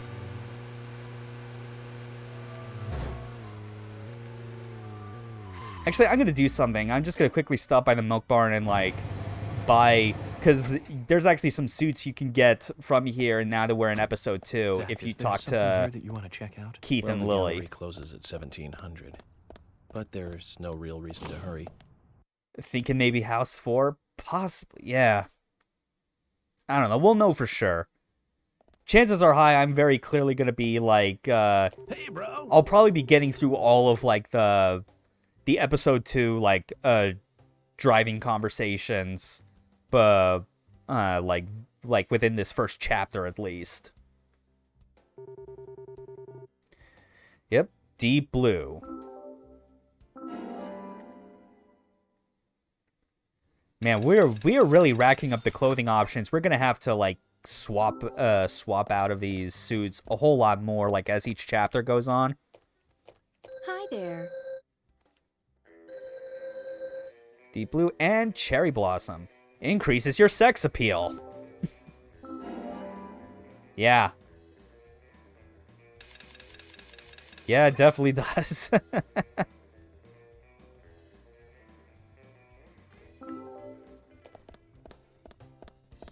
Oh yeah, we're already about, like, 3 hours in. I definitely got more energy now to, like, go for one more hour of this. Especially now that we're at the point where, like, the plot's moving again. We got some new cars. We got a fucking Infinity Magnum. That is still one of the best. And it's the sort of thing where, like, if we did that side quest with Willie and we didn't have all 7 bones, it would just have gotten us, like... I think it just calls the name of the item as a sword, but I'm pretty sure it's a katana. Which is its own brand of, like, silliness in this game's context. Zach, we need But to go to Muse's gallery. but a Magnum with infinite ammo George said to take the road is along pretty Lake great. Road. Because it's like, think about that for a moment. That is the earliest instance in which you can get, like, a Magnum before possibly seeing one that would normally have needed, like, actual ammo. Instead, we just do a side quest and we end up with, like, a new weapon type that is also infinite ammo. Like, go figure. Like, when you take the time to go through this game's side quests and like, optional content, you realize it's giving you a whole lot of tools to circumvent the fact that it is aware of how, like, jank and not good feeling its combat is, so it gives you all the tools necessary to circumvent it. To recap, Okay. the movie was the fourth Before I get out of the sequel car, in a let's see series what that York started in says. This might 1978. be... That's No, right, Zach. oh, it was Superman 4. Superman Okay. 4, The quest for peace. Lex Luthor was back. It was played by Gene Hackman. That alone made it a must for all us fans. I don't remember much more about it, though. I'm sure there was more trivia about it. Still forget 4. Richard Donner directed 1 and 2. Now those two were great movies. And Christopher Reeve really shined as Superman. Actually, Zach, I've got a The confession. next guest was Texas Promise Chainsaw not to 4. tell anyone, because True. I'd be really embarrassed. Quite a number of Actually, like the first two of Superman film series movies, by more than that the point first would two have Star Wars absolutely had their movies. 4th I entries think all John Williams done. did a better job with the theme song for Superman. But whenever I try to hum it, it always turns into the Star Wars song somewhere along the way. I know it's strange, Zach. You know, thinking about the John Williams Superman theme and the theme from Star Wars, I can absolutely see how that would just kind of blend into itself. Like, I'm not humming it now, but I'm like... But, like, I am mentally humming it, and I am seeing, like, the parts where, like, yeah, it clearly could just, like, devolve into one or the other.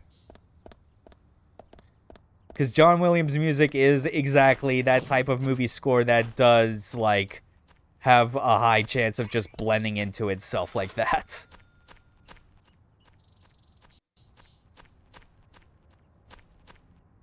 But yeah, everybody loves whenever York just talks about old movies like from his past that he was clearly around for to see. Looks like someone else can't sleep around here. But why leave such a comfy grave? Oh hey, Brian. A wild dog took bones from the grave. Are there many wild dogs around here? Someone dug up grave. So a grave robber started it. And then in comes the wild dog. Skull, breastbone, hip bone, left hand, left leg, right leg, 7 bones. Taken by dog. Agent, could you find them? I can't. But need them. Back. You're the keeper of the graveyard. I understand your disposition, but I have my own job to do. Yeah, and your job is to literally just do everything you feel like, most of which has nothing to do with the case you're on. Because you're the main character of a video game. I beg you. And that's what they do. Zach, he's a really persistent guy when he wants to be. Very well. I'll make a mental note to help him. Okay, time to dump all these bones in.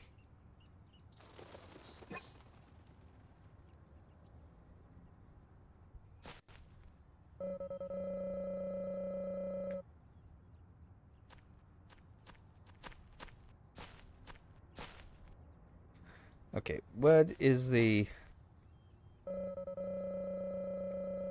Oh, I guess I'll just turn them into... Yeah, I gotta hand it to Brian first. For some reason in my head, I thought it was something where you would just have to dump them back into the empty grave. That is a bone. Thank you. 6 more.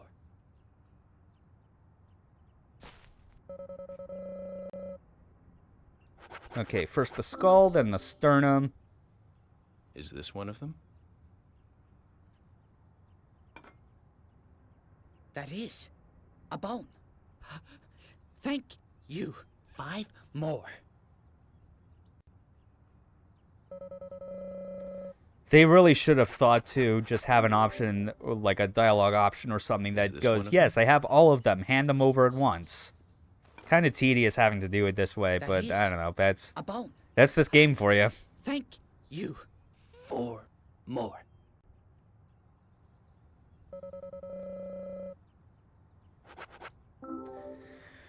Whew. Is this one of them?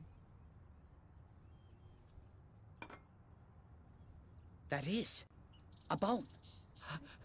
Thank you. 3 more.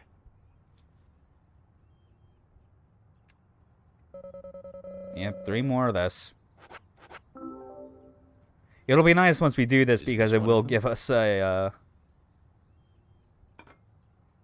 because it will just like give us access to a key that'll unlock another side quest with something very important.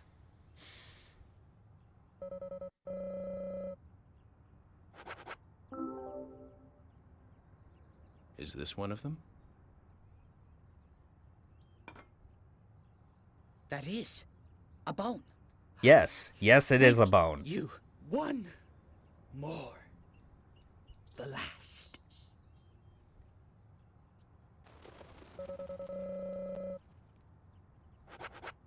Huh. Feels nice to see that side inventory menu, like, mostly cleared out now to just... So that if we get any new key items that we have to show to people, we don't have to scroll all the way down anymore. We can just see it immediately. Agent, thank you. Thank you. Now I can sleep again. This key.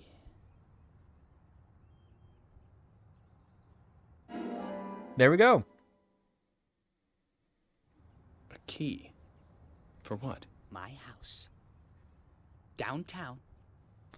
It's a man who appreciates a good boner 7. Door. Hey! Key in my back garden. A treasure. Take it. Go and look. For yourself. Okay. And the item in question, I'm pretty sure, is one where we, like, because we got the Magnum in our weapon inventory right now, we're not going to have space for this because it's another weapon, and we can only hold 4.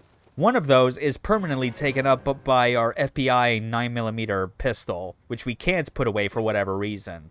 Like, that feels so stupid. I get why it's there, because they probably assume that there's going to be people that don't do the side quests for these infinite ammo guns.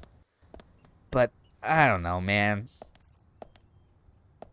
Like, when you get all these weapons that have infinite durability or no longer have to care about ammunition limits, it's like, why still hold on to the one infinite ammo weapon that is so clearly outclassed?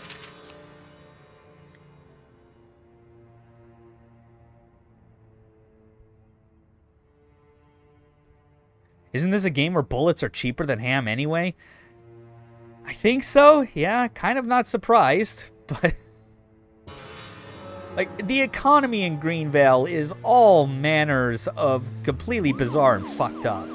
Which is weird considering that there's, like, a throwaway line in one of the cutscenes early in the game that describes that, like, the cost of living in Greenvale is supposed to be low. You know, like, it was basically used to describe how, like, Anna's mother has basically been living off her deceased husband's, like, pension for years now. And has been able to get pretty far with it considering, like, how inexpensive Greenvale's supposed to be. And it's like, okay, maybe I can buy that in the context of these homes are not somehow, like, that they aren't gouging the people with insane mortgages. But it also would not surprise me in the slightest if the way they make up for that low house prices or whatever is that they just jack the prices on everything else because it's the fucking countryside and they're nowhere near the big cities or places with, like, huge distribution centers. Still, it doesn't really explain or excuse why certain items in this town cost the way that they do. Like, in any real-world logic sense, it would not, like, add up at fucking all. It's silly. This game is silly. I love it.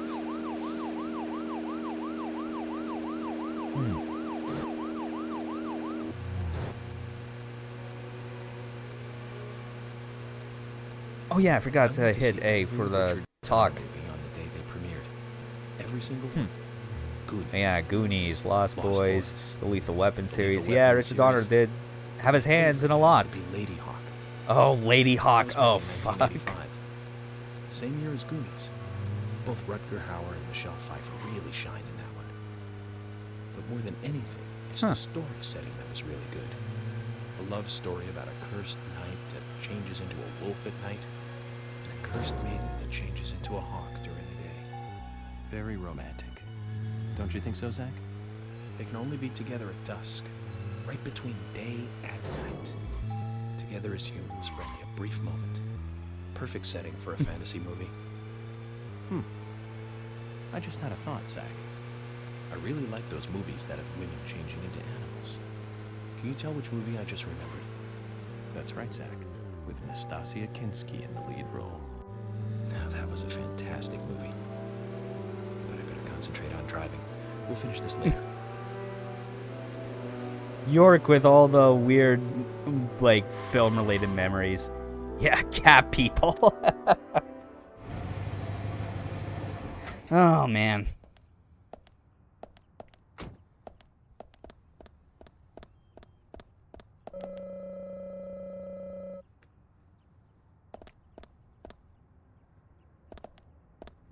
Oh, look at that. You have this big fancy gate, but it's practically here for show. You have to go in through this door here. Though I'd be surprised if he didn't mean the remake in the 90s. Yeah, that would make sense. Okay, so here we are. It's like York has now stepped, like, into the neighborhood of the Addams family.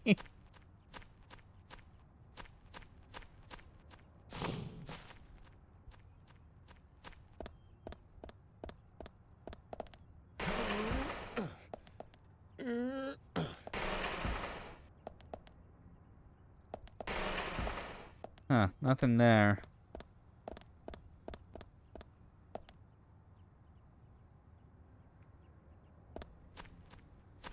Okay, hold on. I need to check the directions on this walkthrough just to make sure I know what I'm doing. See, there's a gate near the west side of the house that'll allow you through to the backyard. Okay, which, yeah, west is this way. So I technically went through that. You'll need to climb a ladder.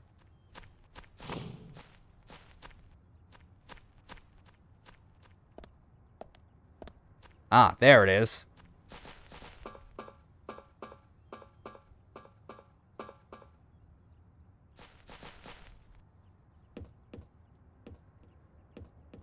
And just push this. Surely he will not mind the broken gargoyle statue on the ground. Okay, then.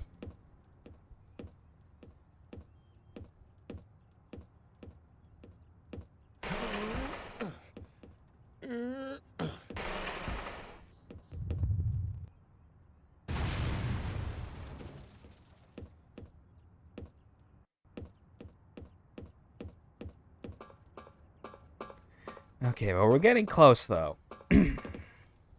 There it is. That's what I needed to get.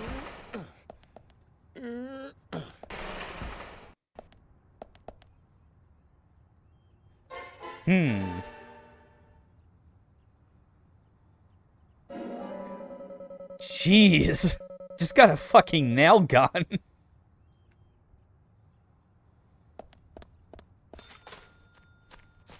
Alright, that's it, though.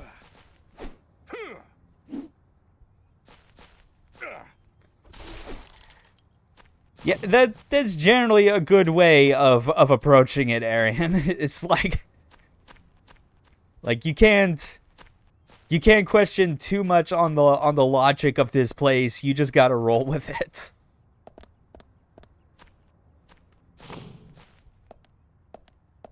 Okay, now where is like a phone nearby that I could save?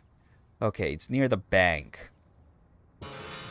I actually just should double check something with the settings because the walkthrough I have is actually giving me a bit of a warning regarding the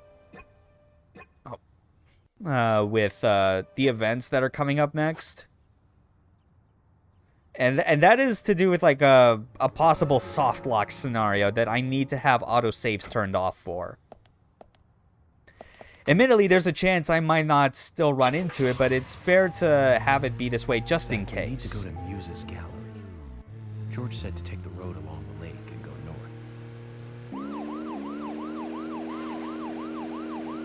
But right now, I'm just gonna get to a phone and save right there.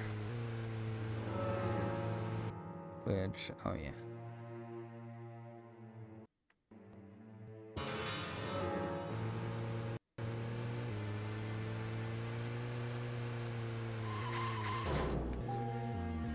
Okay, and then we'll warp on over to the Muse Gallery because I'm pretty sure that's already on my radio list. So we don't have to... Yeah, that's a real good place to park, York. I'm sure the people who work at this bank will appreciate that. Oh, I need another drink.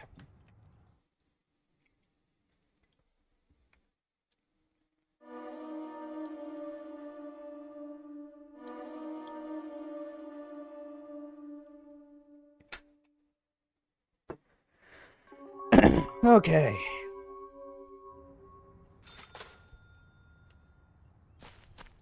Now, we can head over to the gallery.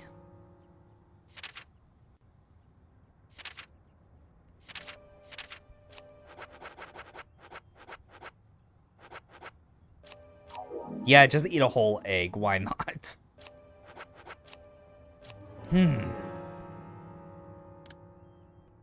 Muse's Gallery. Let's go.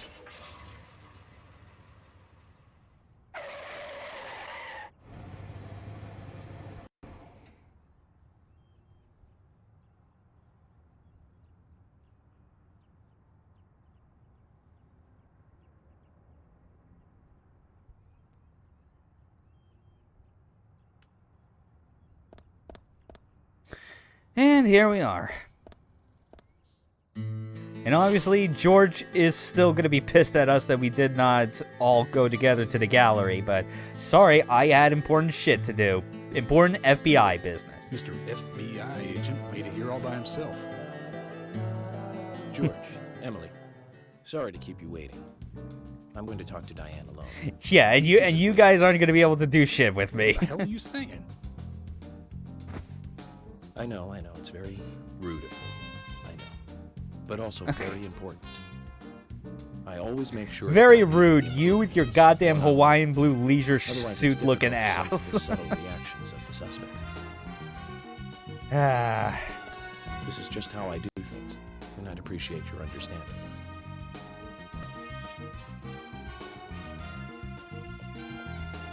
Okay, I was wondering what that translucent shimmering was in the background, but after the camera pan, I think it was actually the power lines. That was like, it looked real weird the way they rendered it. Let's go and meet Lady Diane. Yeah, Lady Diane. Very funny, York.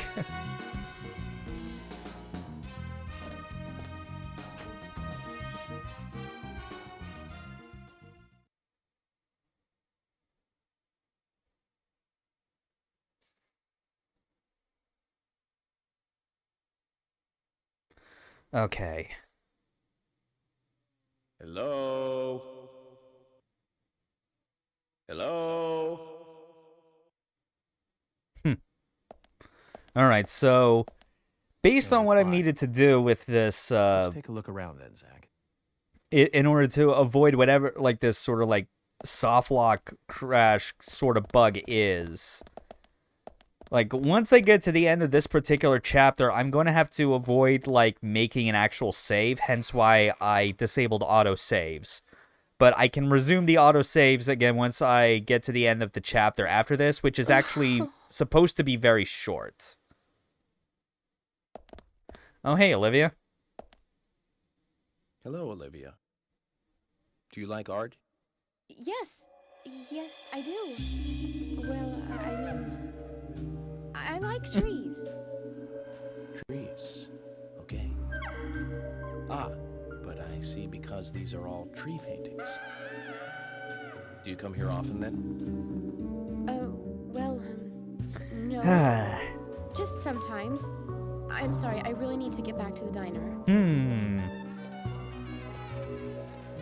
Zach, she was lying about something. Yeah, that much is obvious. She said trees, not paintings of trees. She doesn't need to come here to see trees. There's tons of trees outside.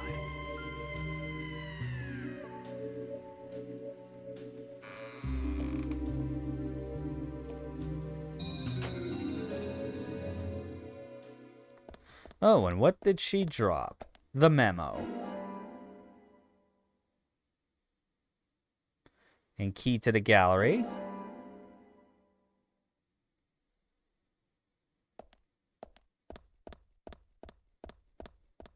Trees at twilight.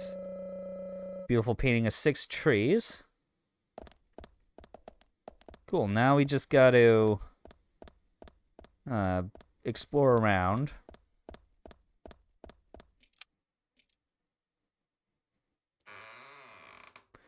Just do whatever the minimum steps are that we need in order to get access to where Diana's office is.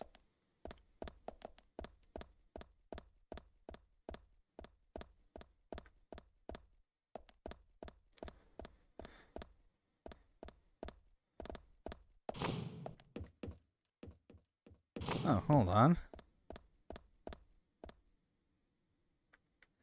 Oh wait, I could probably just input it right now.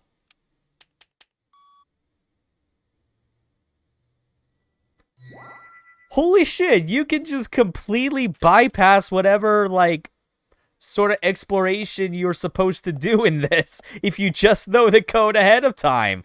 They didn't think to, like, to fucking, like, rigidly order the sequence of events to make it that you can't interact with it. That's amazing. And honestly, I'm fine with that because there's no, like, trading cards or anything on here, like, that we need to collect when we're inside the gallery for right now.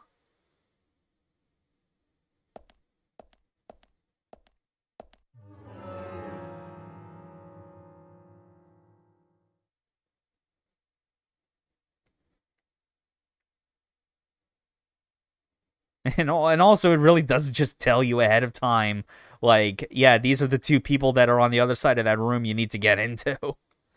That's fucking hilarious.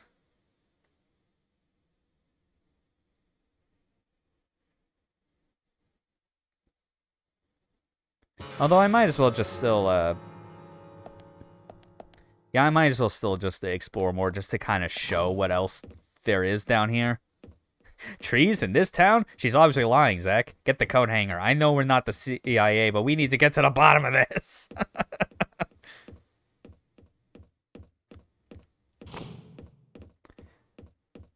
Oh my goodness. This again, just like the camera angles it'll randomly go into for stuff like this.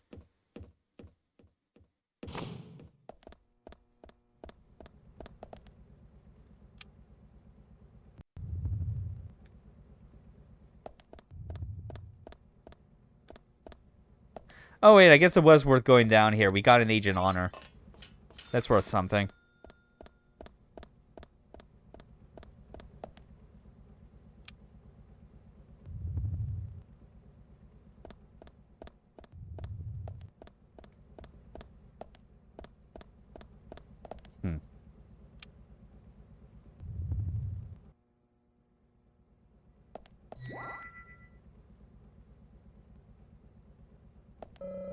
Red butterflies frolicking.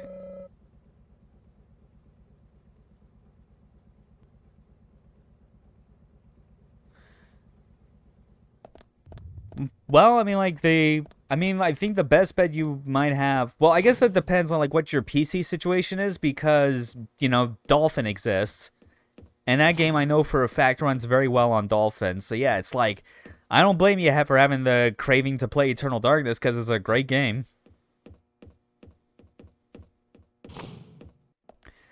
Hell, I've definitely been thinking about wanting to replay it again myself, but, like, not necessarily for a stream, just because I've already done that. And it's the sort of thing where, like I could do a whole lot of, I could just, like, play with, like, another, ancient god as, like, the main enemy, compared to the one that I had played as, like, on the stream, but the rest of the game really does not change up nearly as much. Still upset that Nintendo did patent that sanity mechanic? I guess. I mean, like, I'm generally more upset that they just do the same thing like any company with, like, a legacy of IPs does, where they just keep renewing the trademark just so it doesn't lapse. You know? But they don't actually do anything with it. And yeah, that's the thing, because it's like, yeah, like, yeah, that's true. I think that patent actually, like, it did run out, like, a while ago is the thing. But again, it kind of gets back to more just what I more bothered by, where it's like, they clearly do not do anything with it, even for the purpose of, like, doing a re-release. Despite clearly, like, renewing the trademark every few years just so, like that part doesn't lapse. Wouldn't that be Diane? And why is this painting here? Well, yeah, it's like the Nemesis mechanic getting, like, patented was, like, some hot bullshit. Especially because that is the sort of thing where, like, that is, like, a concept that is, like, very recent, is the thing.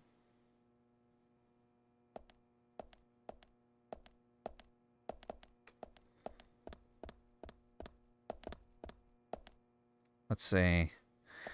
Yeah, but I don't know. I feel like the stuff that has been like patented or copyrighted, like from way back, has more or less like run its course and is no longer pursued. Like I know that there was like a bit with like the idea of like of an on-screen arrow pointing you exactly where to go, like in Crazy Taxi got patented, and I know Namco also pulled a similar bit of shit with the mini games during the loading screen. You know, the one that they always used to do, like for stuff like Ridge Racer and Tekken.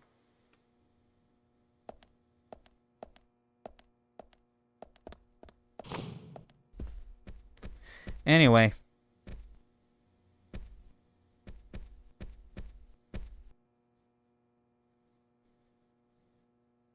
Like I said, there's no point in you having this. I can put it to far better use. I'm taking it with me, okay?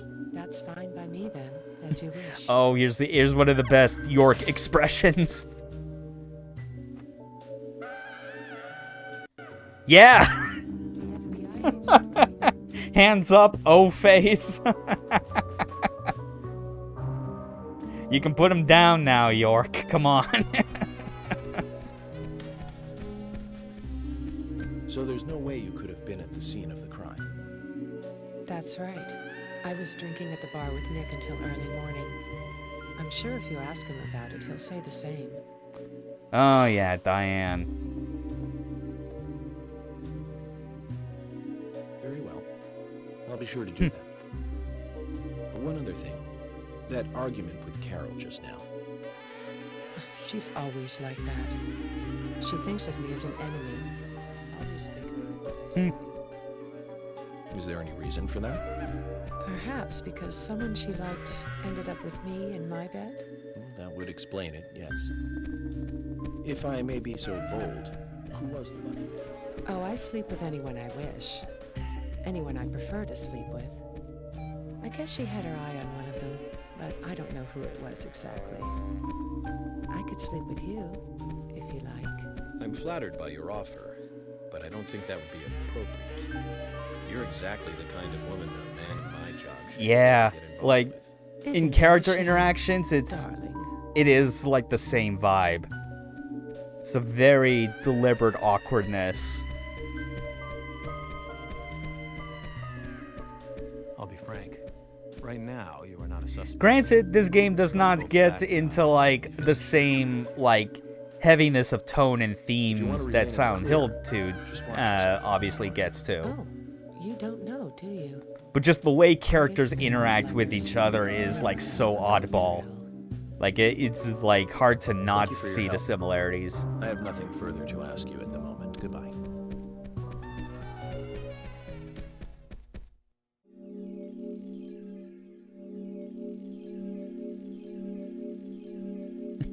There's been so many, it's hard to keep track. Would you care for a disinterested tumble? I promise I'll be exceptionally bored the whole time.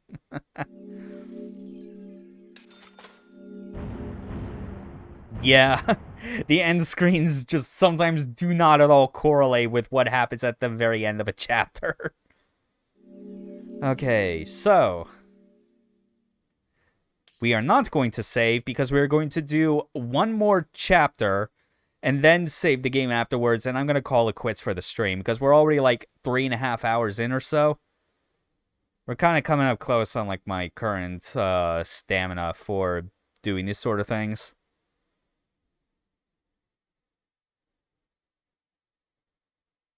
Alright.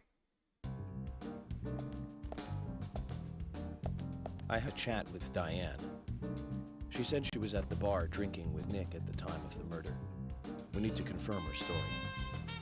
Let's talk to Nick at the diner. Very well, Agent Morgan. I have to head back to the department and clear up some paperwork. Go with Emily to the Yeah, you do that, George. Totally nothing suspicious. I'll show you the way. The diner's open from 9 to 2100. Just as we suspected, Zach. Diane is the key to this case. I have a feeling she will lead us right to the criminal. Now, also, this is another moment where we could just ditch Emily and, oh, look who's there.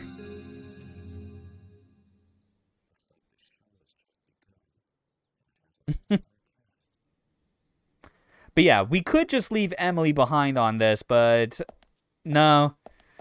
We'll just drive all the way to the diner because we can always get more conversations. Let's go. This is to also make up for the fact that we had to ditch George and Emily on the drive over to the gallery. Forrest Kaysen? Kaysen? Yes, I know him. The sapling salesman, right? He always uses strange comparisons. Oh, I am very aware of that. What does he do when he comes to town? He is the master of bizarre analogies. Sells things? Maybe he comes on vacation. We haven't seen many tourists recently, but he comes pretty often. Is that all? Well, now that you mention it, he seems quite friendly with the Ingrams, with Isaac and Isaiah. Maybe you should ask them about Kaysen. Okay, I will. We'll definitely get to that another time.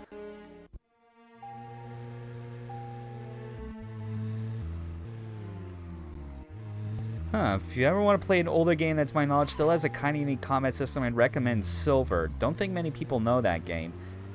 That's definitely a first for me. I've absolutely not heard of that game. Like, is there a bit of like a further description on like on what it is in particular? Mouse-controlled sword or something? Is that like... Okay, unless I'm misremembering something, is it like... Because the other thing I'm thinking about that's like a PC sword fighting related is Die by the Sword. Except I can't remember if that game was necessarily like mouse-driven for sword combat or just had like a bunch of keys for like different types of swings. Action RPG from the late 90s to early 2000s. Yeah, that checks out. That absolutely sounds like a PC game that would have come out at that time.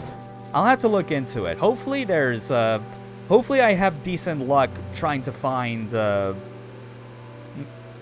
Dreamcast port as well? No shit. Huh. That's quite interesting.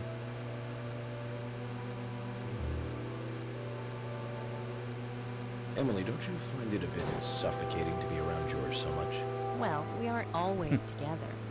And anyway, I've got... Oh, it has a Steam port. Okay, so it clearly had to have had work done to make it playable like on modern operating systems. That's good. But he's also a hard-working man. Because boy, I've had some trouble getting certain games to work properly because they aren't available anywhere. That's right. He is some hot shot. Like I just think about Crimson Skies and Heavy Gear 2 and just how painful some of that is. What about you and Anna? Were you two close? No, not close, really. I don't seem to have much in common with teenagers nowadays. All they talk about are boys, clothes, and accessories. I don't have much interest in any of those things. There is a gap between a teenager and being in your 20s. Everyone's different, that's all. Me and you, too. Zach, I'm not liking the way this conversation's heading. Let's concentrate on driving instead. Oh, wow. But yeah, I'll have to check that out. I assume it's also like at a pretty cheap price, considering how old of a game it is. Oh man, I can only imagine how it would be a struggle trying to get that to work before like a modern version, like a modern updated version got put on there. In fact, I'm actually gonna double check just because like it's an old game that had to clearly get some work done to make it more cooperative with Windows 10 and such. I'm probably also going to double check if maybe it also got a release on GOG, because that's generally like where I try and get my games, if it's possible, you know? Because no DRM is a pretty nice bonus. $6? Oh yeah, that's yeah, I'll definitely consider it. I think I can Oh, it's the older port. Okay. The A&G Diner. Wonder what the A and G stand for. Still has more bugs from the original. That's unfortunate. I don't know either. Well, air and gravity, perhaps. Access and games. Access and games. I gotcha. Who knows? Is it But yeah, important to either know? way, if it's What $6 does across it? the board, I could easily justify getting it and possibly streaming something with it in the future. Like again, I already spent $10 last night getting Dark Messiah of Might and Magic, because it's something that like I had been meaning to get for a while, but finally just sat down and was like, well, it's October, it's a new month, I might as well just get the Welcome, Mr. Agent. just get this game. Let me have your Because special Dark for Messiah is a very unique brand of Our special amazing today's gameplay a turkey and and gravy sandwich. absolute hilarity. It's perfect. like And we it need is like the last. It'll be on the FBI. Like I just. Okay, then, It I'll is go so all out. fascinating to I'll look have back the at T-bone like steak. Arcane Studios' entire Ordered history and realize food just was the expensive. clear divide in like quality and reputation they got, like when it came to their first two games, and then everything from Dishonored This afterwards. is Olivia Cormac. I am here for Mr. Stewart's lunch. It's the first game you got an uncut patch for. Yeah, that's right, because you're a. Correct me if I'm wrong. Like you are in Germany, correct, Ariane? Because if that's the case, I absolutely I totally get it. Here You know, go. The usual. One turkey. I can't really sandwich, imagine and Dark cereal. Messiah being played like without like the Sounds dismemberment like and a like just the sinner's obvious blood. Self-inflicted punishment to atone for past sins. He Oh set yeah, an here's the example. cutscene. Mr. Francis, Here's the you should try infamous this one. sinner It's sandwich. more than a delicious, tasty crunch. So says Mr. Stewart. No, that's fine. This sinner sandwich, like freaking turkey, cereal, and jam, is like. I remember when this game came out, and like watching the endurance run and watching people's impressions of this game and like other playthroughs, and how everyone was suddenly compelled to see whether this game was being bullshit or not about the idea of this sandwich actually being good, Still, and the responses that people like had about trying that sandwich, that specific combination of ingredients, was divisive. It was ridiculous. Mr. Francis York Morgan. Yeah. Making decisions based on Yeah, it's like it's unfortunate always a that sign Super of Great bad Friends FBI like agents. Let's Play just So you says can't Mr. watch Stewart. the entire thing in full on YouTube because some of those give it a videos got copyright strikes, and like you were expected to like watch them on Blip, but Blip is no longer around. Yeah, look at that fucking sandwich. I can't believe it. This is fantastic. It's really good. Olivia, I'm sorry, but can I change my order? I'll have what Harry's having. Yeah, but like going back through like the thread for like for that Let's Play was especially fun, just because again, like seeing everyone's reactions to all this nonsense, including the sinner sandwich. Trying the sandwich. Looks like an alien abortion, but it tastes divine. That's real good.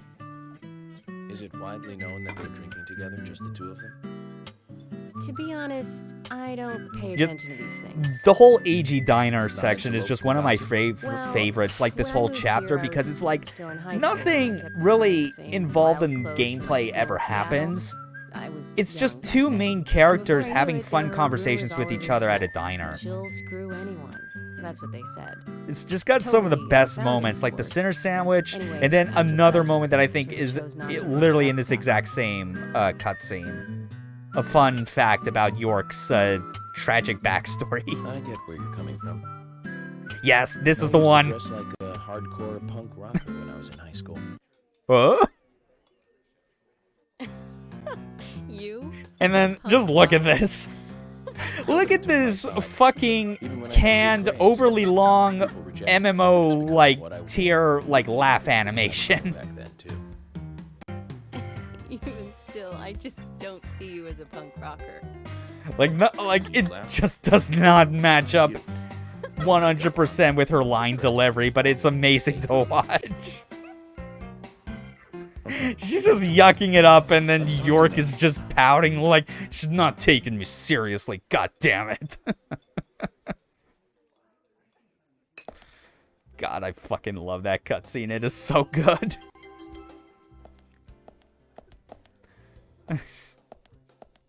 But yeah, just like anytime now when I see Emily's laughing animation, it just makes me think of like that one GIF everyone posts from, I think it was FF14, where like the dude's sitting at a bar, just slapping his knees, laughing really hard. And as soon as the animation ends, he just goes stone-faced looking at the guys like, what the fuck are you doing, man?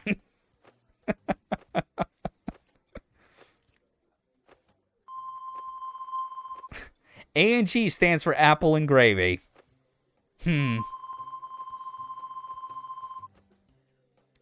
Okay. I could possibly understand how people might come to the conclusion that the Sinner sandwich was like that could possibly be like a really surprisingly good combination. I am struggling to see how someone could make gravy out of fucking applesauce and have it work. like I could get if the key dish was something that had gravy on it and you had like apple slices on the side. That would make sense. That would fit this diner. But I never saw anyone take up the challenge that this game's fucking presenting about trying to turn applesauce into gravy.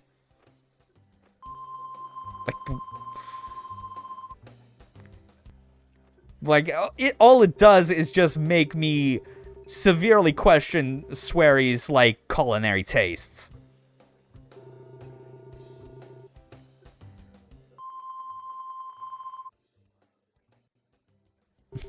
How could you take someone seriously who talks like a magician as if he had a phone in his hand all the time? Wait, it really is? Like,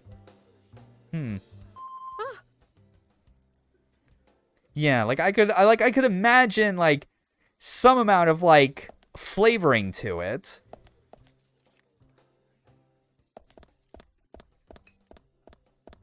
Oh well.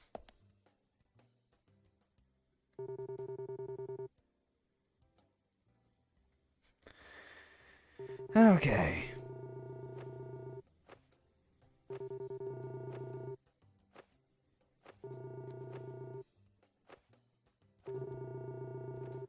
Pork chops and applesauce is definitely a thing, but adding gravy to it. Yeah, exactly. It's like all these questions is just reinforcing just the idea that like it just seems impossible to make that good. Like you could have both as like a sort of side, but it's just impossible to like picture it. 1 tablespoon plus 2 teaspoons butter. Divide 1 large apple. Peel, chopped 1/4 cup. Apple brandy. 1 cup beef broth. 1/8 teaspoon salt. 1/4 teaspoon coarsely ground pepper. Optional.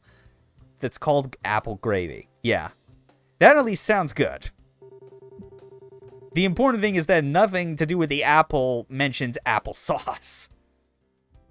Yeah, so where are the apples in there? Oh, man.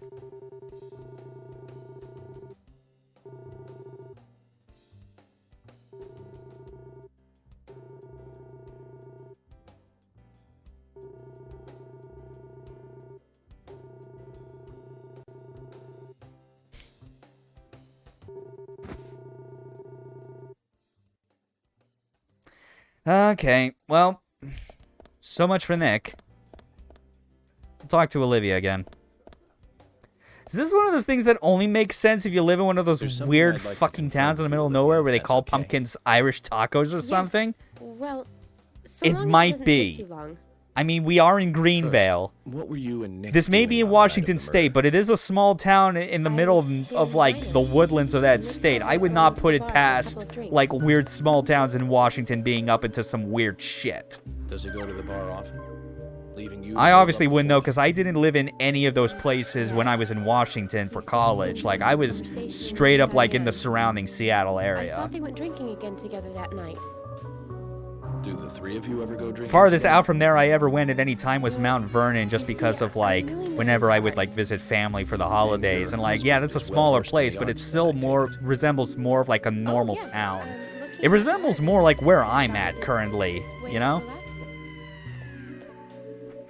Depends on where the immigrants came from originally, right? True. Like a certain someone who was into Yeah, it's just rock like, years ago. like where the immigrants come from, like their cultures, like customs and whatnot, are always going to come with them and eventually just like mold into something else with the passage of time as it as the place they live in like shapes their new culture.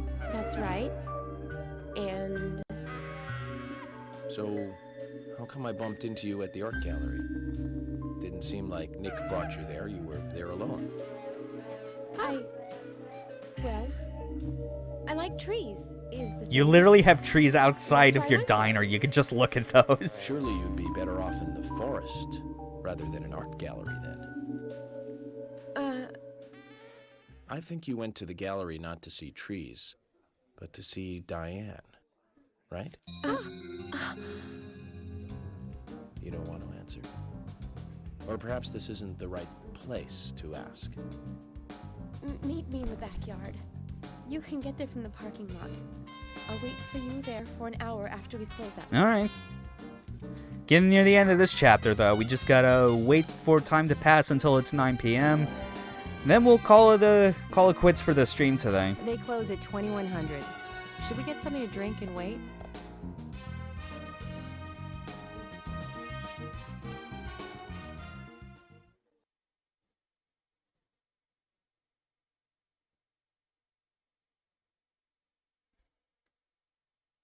Oh, what a good game.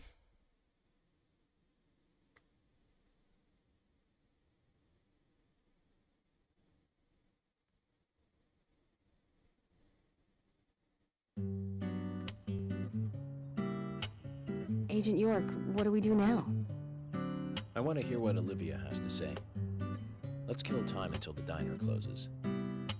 Okay, then I'm gonna make a trip back to the department. I'll see you in the backyard later. Okay, sounds good. See you later then.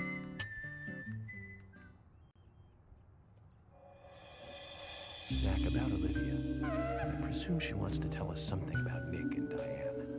Let's hope it's not just something for the gossip columns. All right. Now, there's only one reasonable thing to do when waiting for the next critical story moment. You gotta take a smoke. No, that's stabilizer. What the hell? We need nicotine, not drugs. Okay.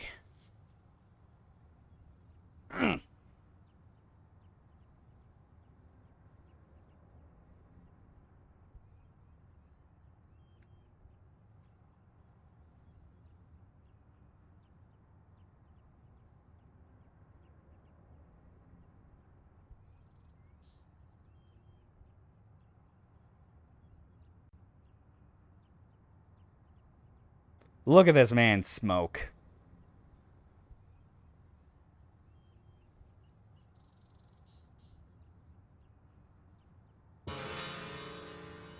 Oh, shit. Hold on.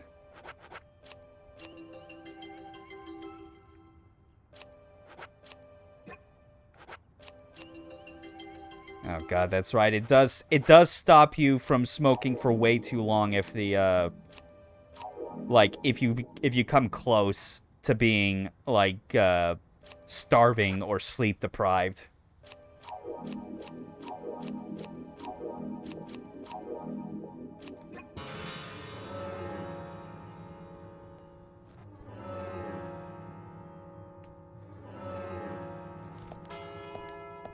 Okay, hold on. I think it's still like an hour left in game that we need, but okay.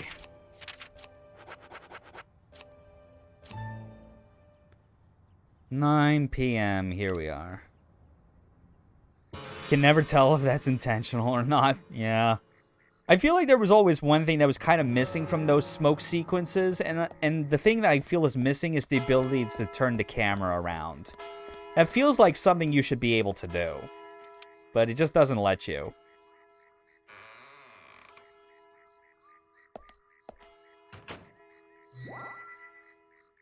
Okay. Now to have ourselves a little chat.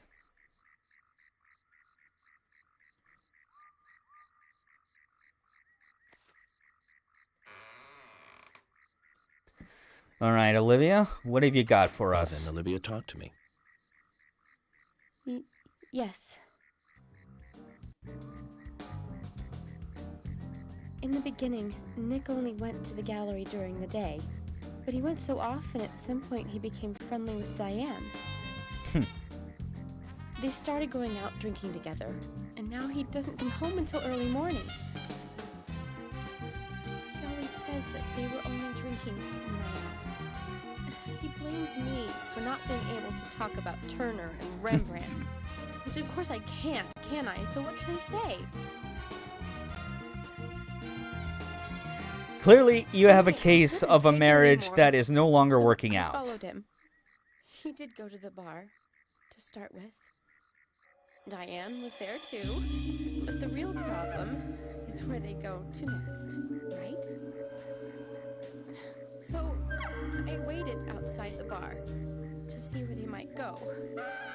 And they Emily really is the bar, only one in the scene that just looks like she's actually listening. But it was Like, we know York is, already early morning.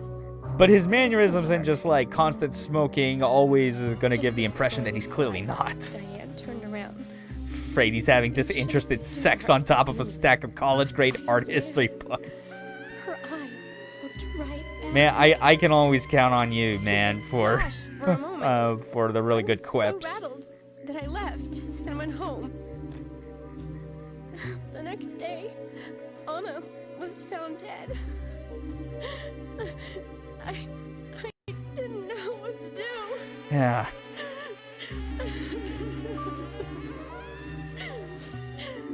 Oh, poor girl.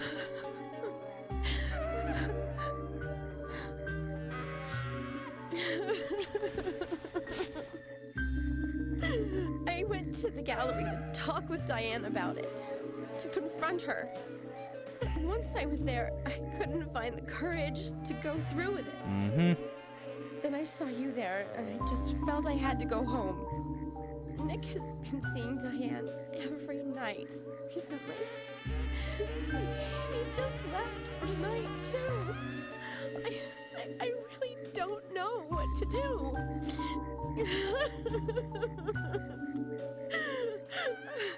York, we ought to take Nick in for questioning. No, not yet. This Yeah. alone isn't enough. Yeah, most people in your position would consider therapy before jumping into murder. But, well, you do you. This is Emily. Agent York is with me, too. I've just received word from Thomas at the sheriff's department. Something has happened at Becky's house. He was called in by Quinn. Oh, dear. But he wasn't making any sense. We have no further details.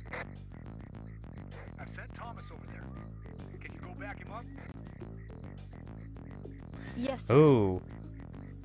New developments that we are not going to be able to get to because we are coming up on 4 hours already, and this is the end of the chapter.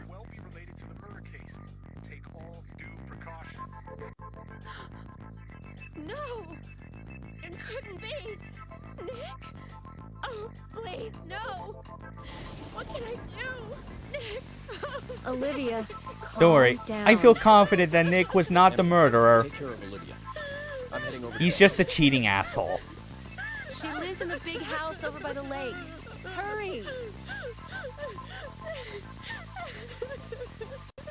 Just hope this isn't anything serious. Damn it, Zach. The Starsky and Hutch style music. Yeah, it's just... It is amazing how, like, the most memorable pieces of music in Deadly Premonition are so wildly different in styles, you know? It's like, obviously, everyone remembers Life is Beautiful. Largely because everyone made the note that, like, the main melody sounds like a slowed-down version of, like, the Super Mario World theme. And then there's, like, the one where whenever you do any of the checkpoint races, where just, like, it has that one riff that sounds like a legally distinct version of, like, American Idiot. And then, of course, you have, like, that music we just heard that is very Starsky and Hutch. It's, like, so delightfully all over the place.